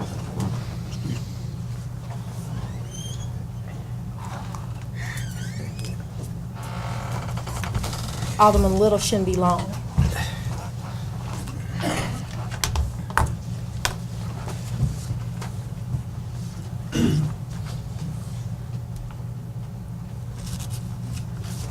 Let me go on. I'll just go on. This has been a long evening. I received a thank you card from someone. And in this business, rarely do you hear the words thank you. Rarely do you hear the words thank you. You'll receive calls and emails of anger, but rarely do you hear the words thank you. So whenever you get a card, you have to treasure it, because it's not going to be often that you receive one. But let me tell you what I received on 8/6/2014 of this year. And I'll just read an excerpt from it. This person writes me, she says, "I was so proud of your leadership on both the economic development and cadence issues. You've done your homework and it shows. In my mind, that's all that we can ask of an alderman. If you do your homework and you do what you believe is right for the community, we can't expect more. I say that to acknowledge that we may not always agree on every issue down the road, but I have the confidence that you've done your due diligence. I hope that you know you've won my respect, and I truly hope that we continue a great workmanship for the city of Starkville." That's what that person writes me. Again, this board has pointed fingers. We have nobody to blame at where we are tonight but ourselves. And this is the way I describe us, as a group of traffic controllers. You know how you're in the tower and the mayor was flying the plane? If we gave him the green light, it was the air traffic controllers that gave it to him, because we are the 7 aldermen that govern this great city. And what I say to my board members, we can't take a Burger King approach, have it your way. Neither can we take a Nike approach and just do it. I purchased this bag of Tootsie Rolls yesterday, and I absolutely love Tootsie Rolls. They're my favorites. But guess what? There are only a couple of colors in here that I like. But when I go and get them, and I look through them, I try and make sure that there are no chocolate ones in there, because I don't like the chocolate ones because they kind of taste bitter. And I can't open up the bag because I have to what? Buy the entire bag. That's the only way that I can pick and choose, when I buy the entire bag. Until then, I have to buy the bag because I can't pick and choose. So I said this today to say this. We can't pick and choose. My last something, I want to share something with you all. And sometimes I like it because it refreshes me. And let me say this. I contacted our CAO today, told him to have me a copy. And I said, please do it discreetly, because I don't want any red flags raised. I wanted you all to listen to this. On Monday, July 1st, 2013, I placed my left hand on the Bible, once owned by my late mother, and held by my Uncle Willie James Wynn Sr., before Judge Rodney Favor, my alderman colleagues, family, friends, and others. I read that oath. I want to read that oath that I took to you this evening, because sometimes I need to often review it, and it's sad to say I haven't reviewed it since I last took it. I, Verlicia Wynn, on this first day of July 2013, do solemnly swear that I will faithfully support the Constitution of the United States and the Constitution of the State of Mississippi, and obey the laws thereof, that I'm not disqualified from holding the office of Alderman of the City of Starkville, that I will faithfully discharge the duties of the office upon which I am about to enter. So help me God. You all, I've wrestled with this until I can't anymore. I've done everything that I can. Done everything that I can. For us to adopt that, and then we run away from it, I'm afraid of the gray area that we've taken ourselves down. Mr. Mayor, I'm going to recuse myself. I want to exit the building. Please call me on my cell phone when we get ready to address the budget. Please give me time to get out of the building.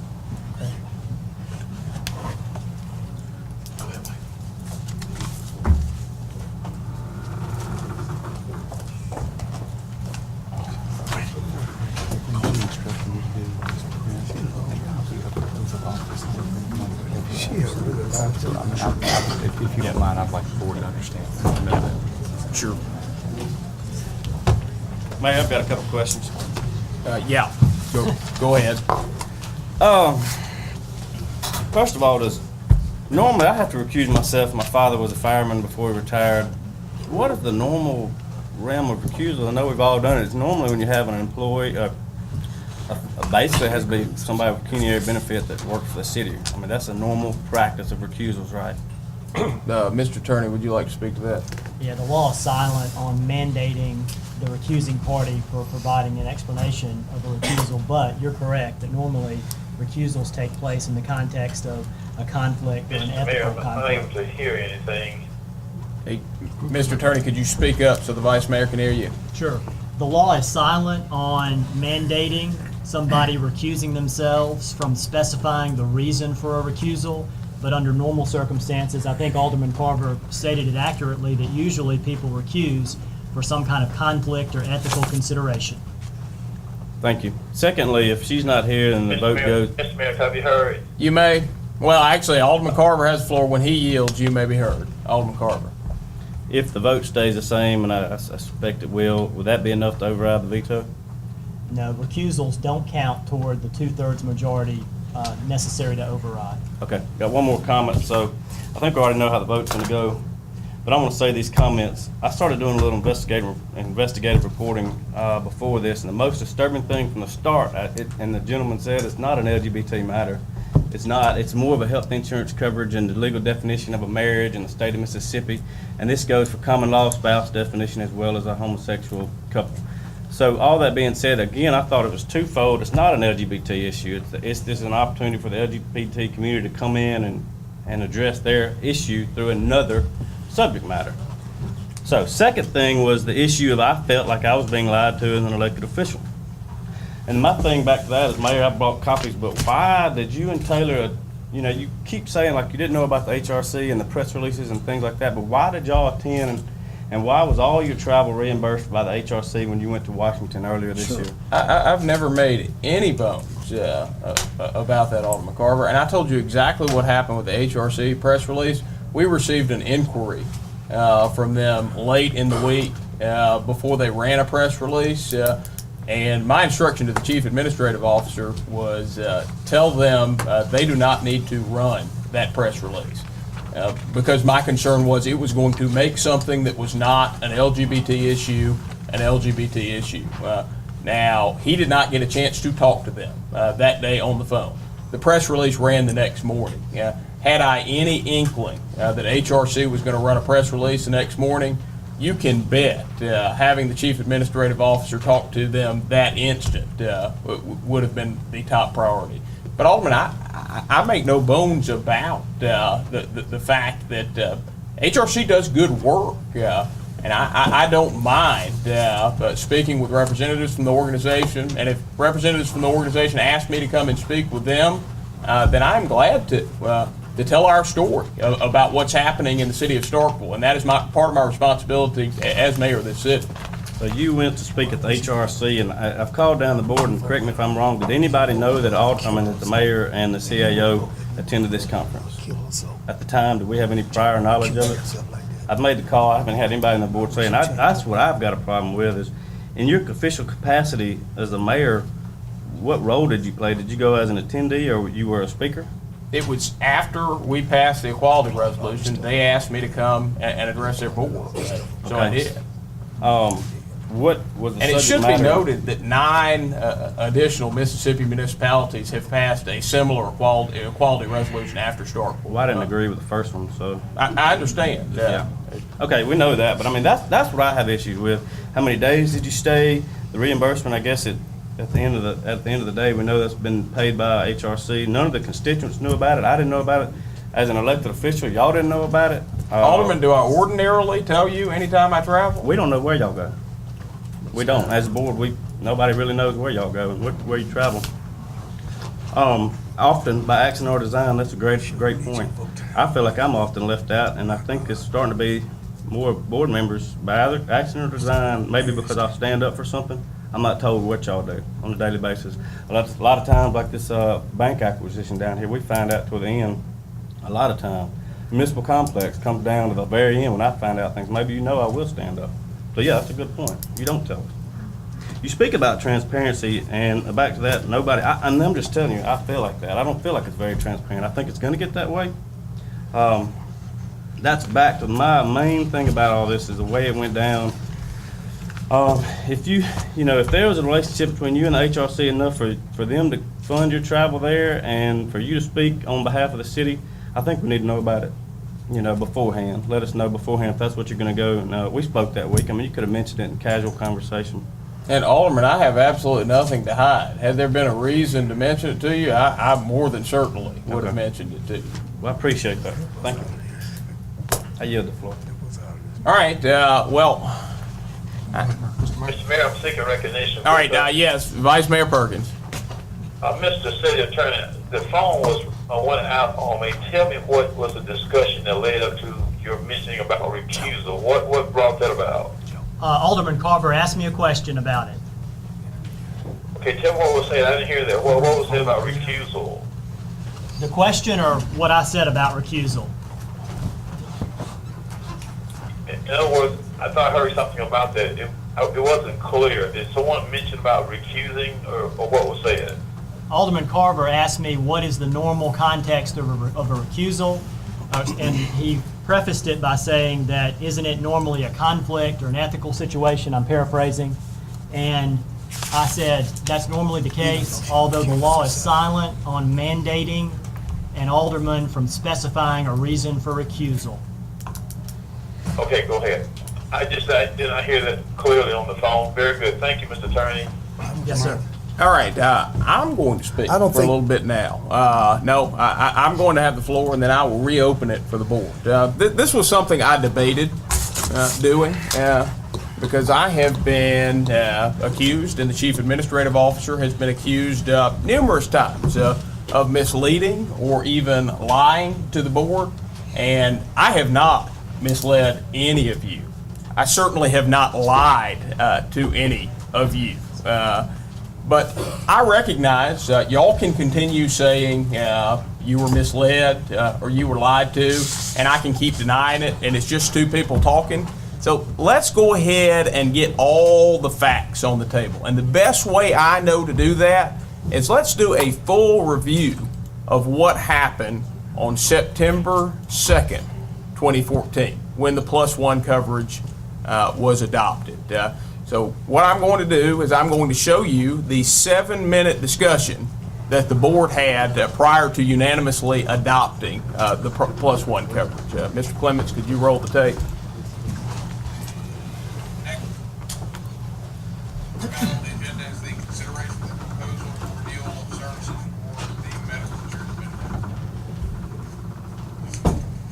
You turn up as loud as it'll go. Mr. Cox is in the room, and this is the proposal that he has brought forward for renewal. And again, I've not been involved with this. The CAO and budget chair have been more closely involved than I have. But my understanding of this proposal is that it renews our current plan, which were grandfathered under the Affordable Health Care Act. The renewal rate on our Blue Cross Blue Shield self-insured plan is essentially no change, very, very slight decrease, but you may as well say no change as far as the rates on it. The plan proposal for the Humana dental plan does have an increase of 7.7%, I think it is. No change on life insurance or the voluntary plan options. The one thing that does change in this is that currently on our medical insurance program, the city pays the full cost for employee coverage. Employees pay the full cost for any dependent options that they select. Currently, there's only one option, and that is full coverage for dependents. This proposal, and Mr. Cox can speak to it better than than I can. But it does have a provision for giving levels of coverage, employee and one adult, employee and children, or full family coverage. That gives the employees the option to be able to choose their level of coverage based on their particular needs. And if you have an employee who needs to cover children only, then it gives them an opportunity to save money. So this does offer cost savings opportunities for our employees. It does not save the city any money because the full cost of dependent coverage is paid by the employee. But this does offer cost savings opportunities for employees who need dependent coverage. You may. Ms. Stephanie, under the proposal that Mr. Director just mentioned, Mr. Boyd, there's going to be a 7% increase for the dental coverage. Now, as relates to the family coverage now, there's just one category for family coverage. For the medical? For the medical, just one category, and also for the dental. Right, but for the renewal, for the open enrollment, there'll be more than one category for family. For the medical. For medical? Yes, sir. There'll be more than one category. Okay, for the medical, for family, is there a proposed increase if you choose the family coverage versus, is there any increase on that? There is, if you choose the family coverage, the employee will be paying like $600.39 a month. Now, but now they're paying basically the same, $600.39. will that amount stay the same with the open? Their amount will stay the same for the family coverage. Okay. Now, if the employee chooses to add one adult, that will go for $348.74 for the employee. That's the amount the employee will pay per month. Okay, I just make sure I understand. So under the open, if John Doe comes in for open enrollment and gets the family coverage on the medical, that remains the same. Yes, sir. Now, if John Doe comes in with maybe like whatever you say, an adult, or however you define it, maybe a little less. For the adult, it will be a little less than the family coverage. For the adult, it will be $348.74. Right. Yeah. I'm just trying to be real clear. I'm not in different information, so but the difference is the coverage that will be spoken to at the open enrollment next week, September 8th and 9th, Monday and Tuesday. It'll just allow other options where some employees may have to get the family, may just be one depending on their particular need. Right. But the only scheduled increase will be under the dental insurance, which will be a 7%, and that's still with Humana. And maybe I don't want to get ahead of the budget here, but hopefully next year we can look at some other options, to see, by other providers, just to see what's the most cost-effective thing. And hopefully we won't schedule any open enrollments next year until the board gives some direction. And this is not negative, just constructive. Y'all done a great job. I want to commend y'all for that. But hopefully we'll get some direction from the board before we schedule open enrollment, so we'll be back in the same predicament we're in this year. Mayor, thank you. That's all I have to say. Further discussion? Any further discussion? You may. Make a motion that we adopt a proposal for renewal of services for medical insurance benefit plan and for the dental insurance benefit plan for the employees of the city of Starkville as presented. Motion has been made by Alderman Maynard to adopt the proposal for the renewal of services for the medical insurance benefit plan and for the dental insurance benefit plan for the employees of the city of Starkville as presented. Alderman Maynard, that's your motion. And to add to that, going forward in 15, 16, we'll look at various options that are out there. All right. Motion has been made by Alderman Maynard to adopt the proposal for renewal of services for the medical insurance benefit plan and for the dental insurance benefit plan for the employees of the city of Starkville as presented, and to evaluate all available options in the future. Alderman Maynard, is that your motion? Other available options. There might be a lot, y'all. And to evaluate other available options in the future. Correct. Yes. Do I hear a second? Second. Motion has been seconded by Alderman Ball. Alderman Maynard, you wish to speak? speak on the mayor? No, sir. Any discussion, seeing none, all those in favor, please signify by saying aye. Aye. All those opposed, please signify by saying nay. Measure clearly passes. Thank you. Mr. Mayor, copy recognized. Not until I yield the floor. I'll open the floor for further discussion in just a second.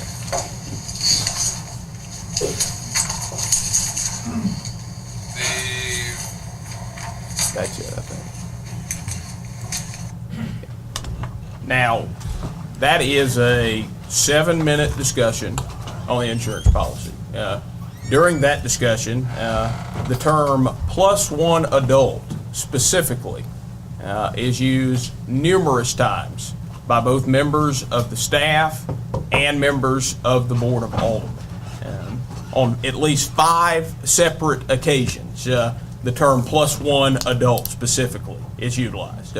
Furthermore, when the personnel officer began his presentation to the board, he outlined some of the standard parts of the coverage, and then he noted one thing does change about the policy. And then he proceeded to outline +1 adult coverage and plus children coverage.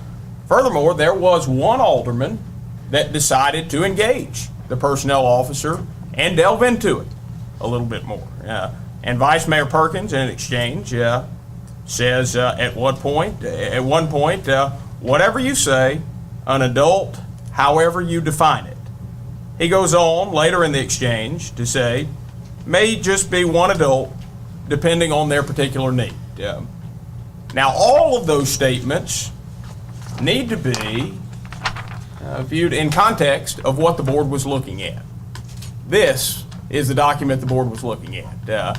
While it has been noted that there may be some confusion about the document, oftentimes the documents that the board members receive are very thick, they're confusing, and certainly it would be possible to hide information in those documents. I wouldn't do it, the staff wouldn't do it, but I would venture to say it is plain for the eye to see that there is nothing to hide in these documents. It was a 2-page letter that was placed in their board packet 4 days before their board meeting.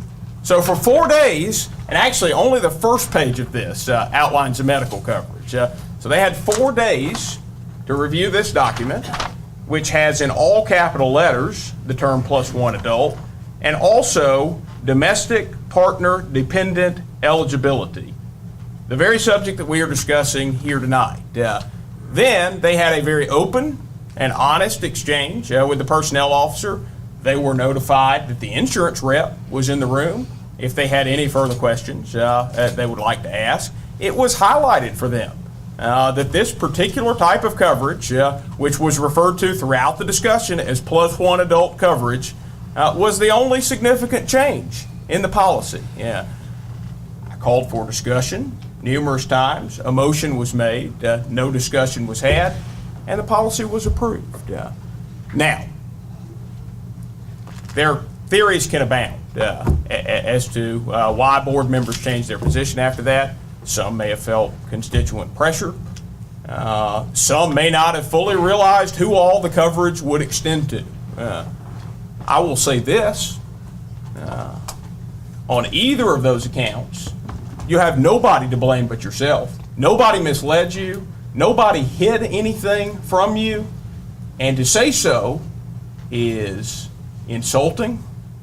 It's insulting not only to me, it's my job sometimes to be in political controversy, but it is not the job of our staff. They come here to serve the city as part of their professional employment every day. And they serve at your will and pleasure. For you to blame them for something that is your own doing is unconscionable to me. Furthermore, I would venture to say, my theory is, everybody knew exactly what we were discussing. We were discussing a more flexible insurance policy that would allow you to cover one additional adult. And it clearly said domestic partnership eligibility. It did not become controversial until it was communicated as an issue that could affect LGBT people. No, we didn't have that discussion at the table. I think it is a totally unnecessary discussion to have at the table. If it's good insurance, it's good insurance. I think it was a good policy when you adopted it. I think it was a mistake to try to amend it, and that's why I vetoed it. I will now open the floor for board comments. Can we call the question? We don't have a motion yet. Alderman Perkins, I know, had some comments that he wanted to make. Mr. Mayor, is there anybody else seeking recognition at this time? You are the only one. Okay, Mr. Mayor, just real quickly, the agenda that I have, I think, that the board has deviated from the agenda. The wording and the reading of the agenda item is present before the board is discussion, consideration of overturning the mayor's veto of the board's amending and redefinition of the +1 medical health insurance coverage that you just amended a few days ago. So that's what we need to stick to the agenda. So their motion to override, that's what's before the board at this time, and nothing else. Alderman Little. Unless the board amend the agenda. Their motion to override your veto. That's what I want to know. I do not have one at this time, but Alderman Little is raising his hand. I would just like to say, as a matter of policy or not, and I've had this conversation with our CAO about a week ago, as to what kind of how all this has transpired, and in typical fashion, our CAO has been very good about contacting us. Hey, this may be controversial. This may blow up. FYI, you may get some calls on this. And something that everyone is touting is so great and beneficial. Why, I see press releases all the time, after the mayor has done something great. And if this was such a great thing, why wasn't it touted at the table? Why wasn't it touted in the newspaper the next day? Just curious. The resolution Ms. Wynn spoke to earlier was just that. It's a resolution. It's not an ordinance. It's not a law.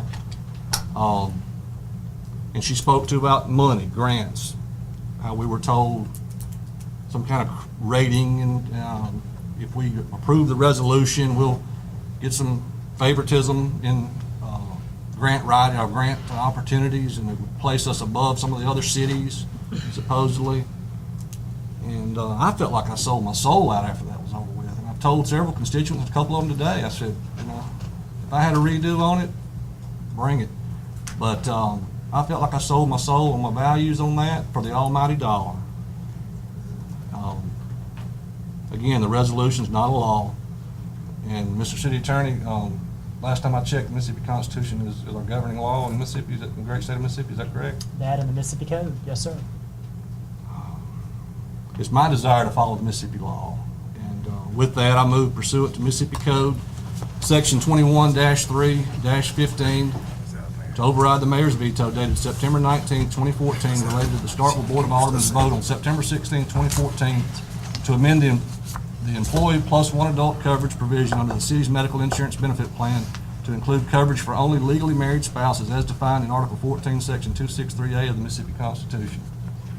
All right, the motion has been made by Alderman Little, and it's been reduced to writing without objection. I won't reread it because it's been reduced to writing. Any objection? Seeing none, do I hear a second? Second. Motion has been Mr. Mayor. I heard Alderman Carver first, so motion has been seconded by Alderman Carver. Alderman Little, do you wish to speak on the merits? No, sir. Any further discussion? I got one more thing to say, and this is just as a general comment. And it's my generation's fault. Is we've come to a point where we can't almost agree to disagree.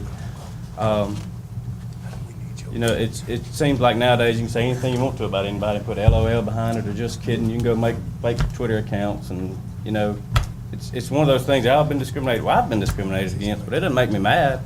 I think this has been a healthy discussion, and it just seems like as a whole, as a society, and I think everybody's is aware of this. But it gets to a point now you just say anything. Be mindful of what you say on social media boards. I've never read it, but be mindful of what you say of anybody. I mean, people have feelings, and people. All this discrimination y'all have talked about, let's see your side of it, I mean, it's true. It seems like we can't agree to disagree anymore, and I hate to bring his name up, but an old boss piece of McLaurin, we are totally disagree on everything, but we can sit down and have a meal together and then, enjoy each other's company. But it's one of those things, he said, you agree to disagree. And that's back to the only thing I ask, just to be fair and open and honest with us. If you're going to a conference in D.C., let us know where you're going. You carry the weight of the town on your shoulders when you go. No matter what agenda you're speaking on, let us go. Maybe we can get a mayor's itinerary. Talk about your travel budget tonight. Let's see what you're doing with those dollars. I don't mind looking at it. Alderman, a couple of comments in response to your comments. First of all, if you would like an itinerary of my travel, I'm more than happy to provide it. Okay, thank you. Give it to you. We can post it on the website if you'd like. My life is an open book. And second, let me say to you, as somebody who considers you a friend, and I hope you do as well, graduated from high school with you, be mindful of what you say. And before you call a friend a liar, think about it. Alderman Little. I'd like to ask the CAO a question regarding that trip that was mentioned earlier. Did you speak at the HRC meeting? I did not. He went at my request, and travel was not paid by the city. Who was it paid for? It was paid by the city, and it was reimbursed by HRC. That was a condition. Told them I wasn't going if they didn't pay the travel. And they paid CAOs also, is that correct? They paid the CAO's travel as well. What about hotel expenses? Yes. Just want to clarify.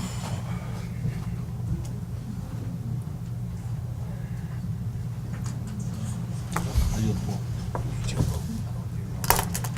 Further discussion?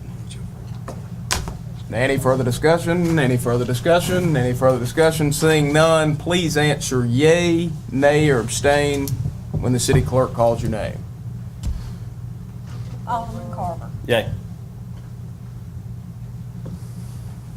Alderman Nguyen has recused herself.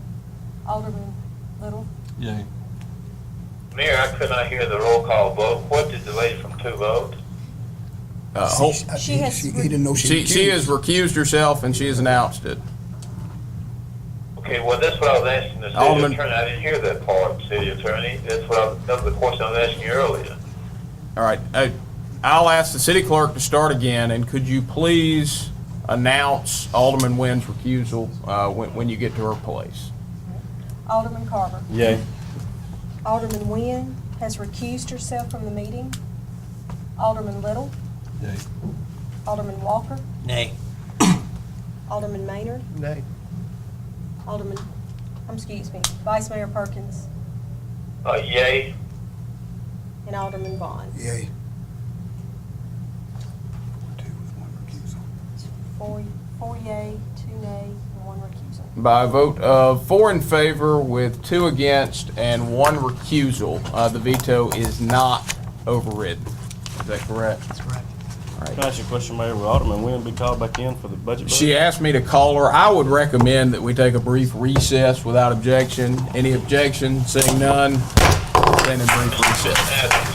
Maintain the court. I'm coming, Vice Mayor. Your $2 treat. Thank you, Dr. Berman. One more out.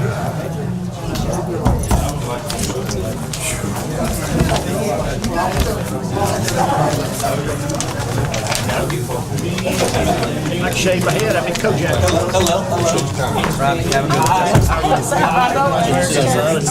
Thank you. Yeah, I exited the building and went off the property. How are you? Thank you, sir. Thank you. Public service. Thank you.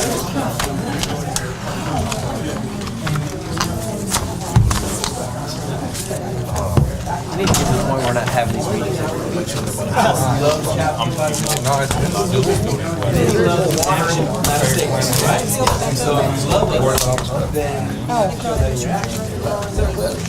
got certain items I got to show. That's right. All right, then.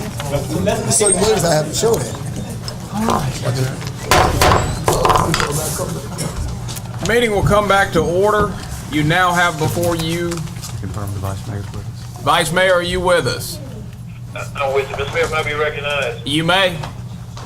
Mr. Chairman, the gentleman from 5, is this a long presentation? You just gonna make the presentation from the budget committee? That's all we expected to do on this. Oh, 1 minute, you're not in. Oh, could you restate your question? The gentleman from 5 just re-entered the room. Okay, Mr. Chairman, Mr. Maynard. Yes, sir. Is it your intent just to make the presentation from the Budget Committee and request approval of the budget? That's what you're planning to do at this point? Yes, sir. Yes, sir. I yield the floor, Mr. Mayor. Thank you. All right, the matter you have before you is discussion and consideration of approving the budget for the City of Starkville fiscal year 2015. Alderman Maynard. Yes, sir, Mr. Mayor. The board has had a copy of the budget, and we've had discussions on the budget, and the Budget Committee is recommending that this budget be adopted as presented 2 weeks ago.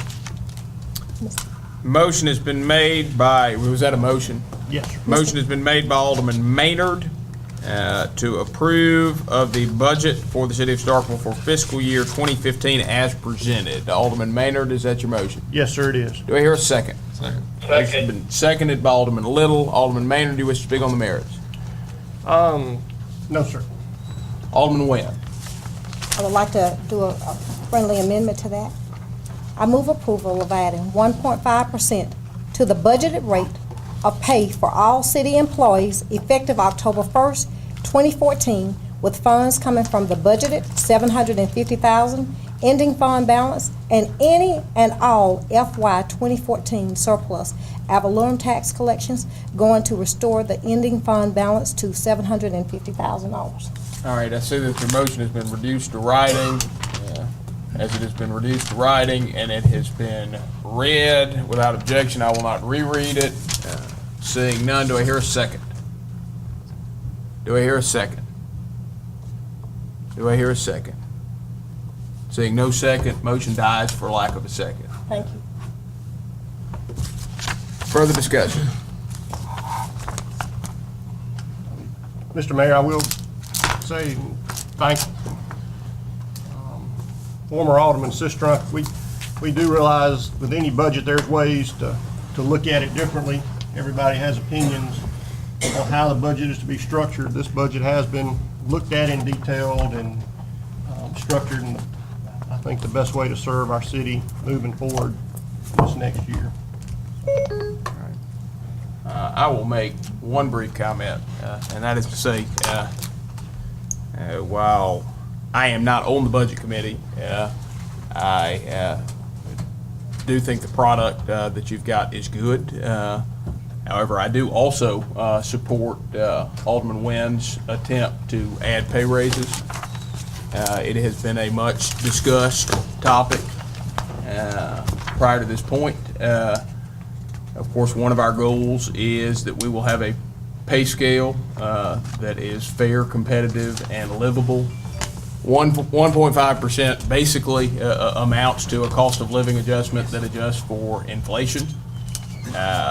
And I think a potential source of revenue that you could use to fund it is your revenue estimates on ad valorem taxes for next year are very conservative. There is nothing wrong with having very conservative revenue estimates. It's a sound budgeting practice. But your most recent ad valorem tax collections were at 95%. You've got them budgeted at 90.7% this year. So I think your ad valorem tax revenue, there is a good chance is going to come in higher.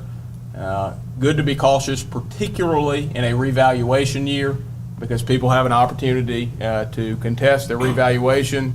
But I do think there is an opportunity, should you want to go forward with a 1.5% pay raise, to do that from the ending fund. And y'all know I protect the ending fund as much or more than anybody else.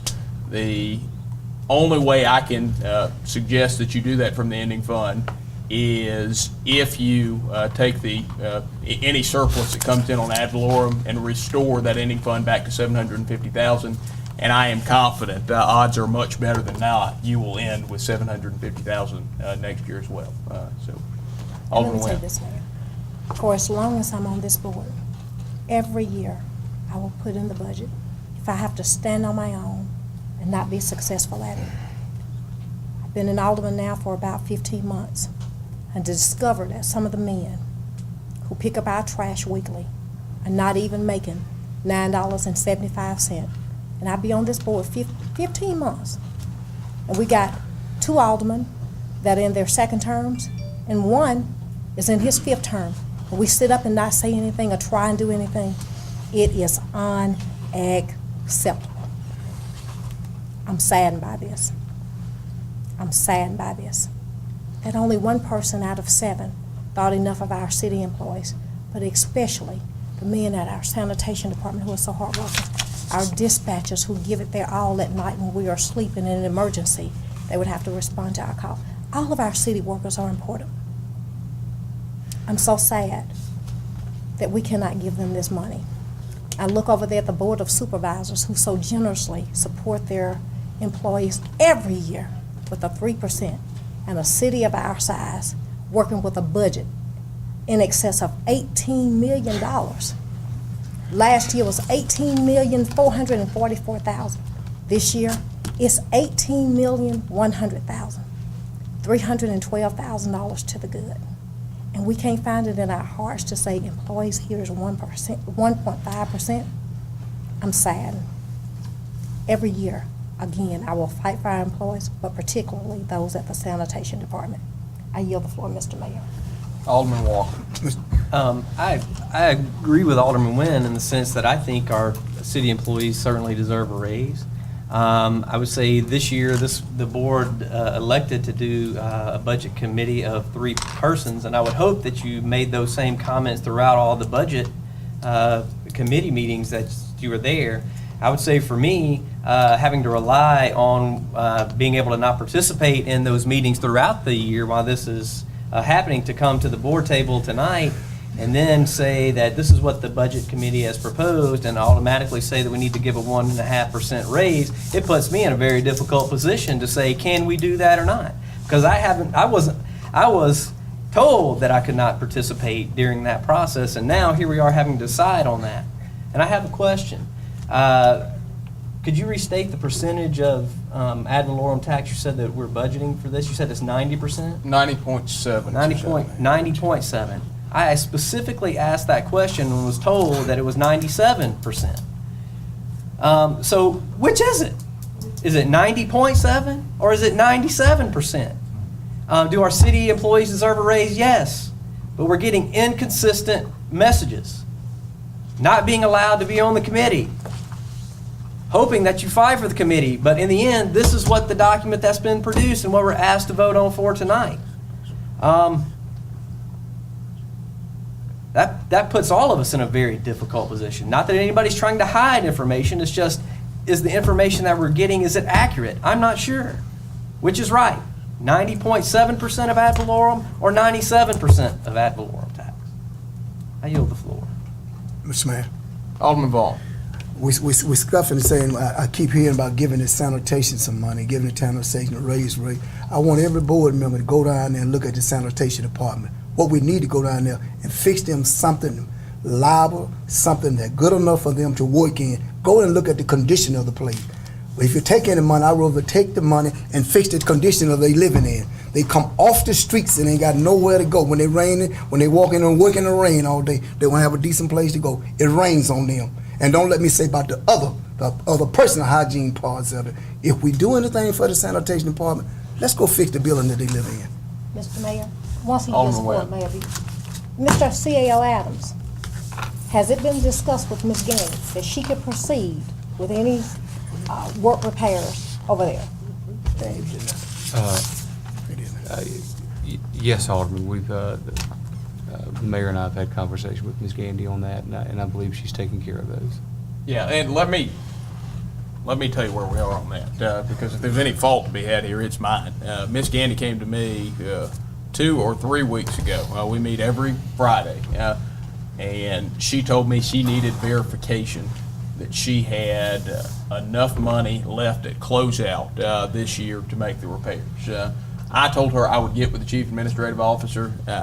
I just have not done that yet. It's not by any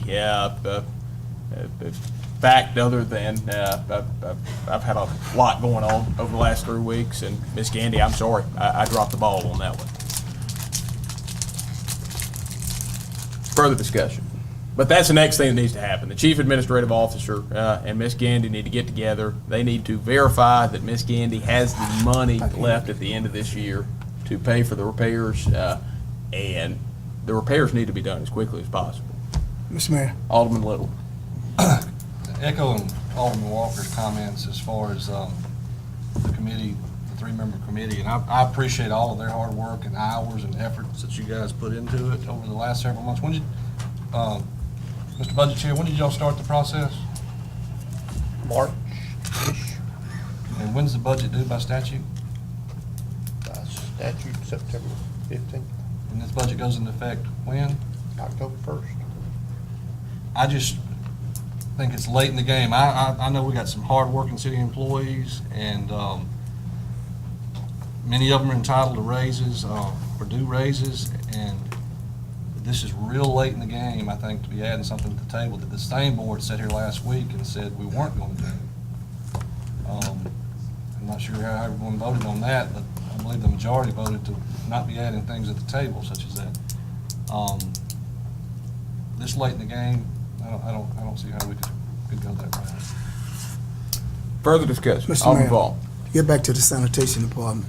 Chief Administrative Officer, I came to you a year and a half ago, you and Ms. Gandy, when I was notified to come down. I came to you a year and a half ago, right? Yes. Okay. You talking about you just got together 2-3 weeks ago. This is something that we've been working on a year and a half ago, and you sent somebody down there to do some lights, but faster than rain, they go back out. So this is something that happened a year and a half ago, Mr. Mayor, not 2 weeks ago. Further discussion.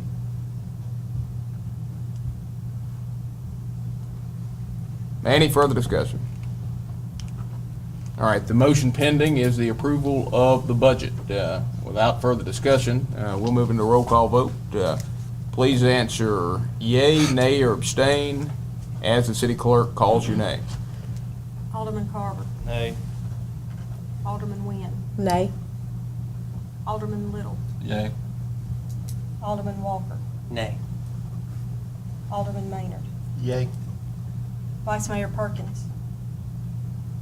I could not hear the motion. Is this in favor of the budget? This is the budget, the budget as I'm in moved. favor of the budget. I vote yea, Mr. Mayor. Alderman Vaughn. Yay. What's the count? 4 yeas. By a vote of 4 in favor with 3 against, this measure passes. Mr. Mayor, who were those votes against the budget? Could the clerk call the vote? Alderman Carver voted nay. Alderman Nguyen voted nay. Alderman Little voted yea. Alderman Walker voted nay. Alderman Maynard voted yea. Vice Mayor Perkins voted yea. Alderman Vaughn voted yea. Very good. Thank you, Mayor. Alderman Little. For the record, our next meeting is when? 2 weeks. October 6th, yeah. And we have bills coming due when? October 1st, in the new budget cycle? Well, yeah, you'll still be doing some closeout from last year, but yeah, you'll have new bills starting then. So if we didn't approve the budget. That's right. In order for the city to operate on October 1st, you have to approve the budget. If we didn't approve a budget, we would be having special calls until you approve the budget. Yeah. Thank you. All right. Mr. Mayor, would you have Joel to check my connection? I'm not hearing anything. All right. We'll give Mr. Clements a moment to verify. Well, I'll hang up and dial it back up. Okay. Yep, that works. I'm gonna hang up real quick, Vice Mayor, and dial you right back. Okay.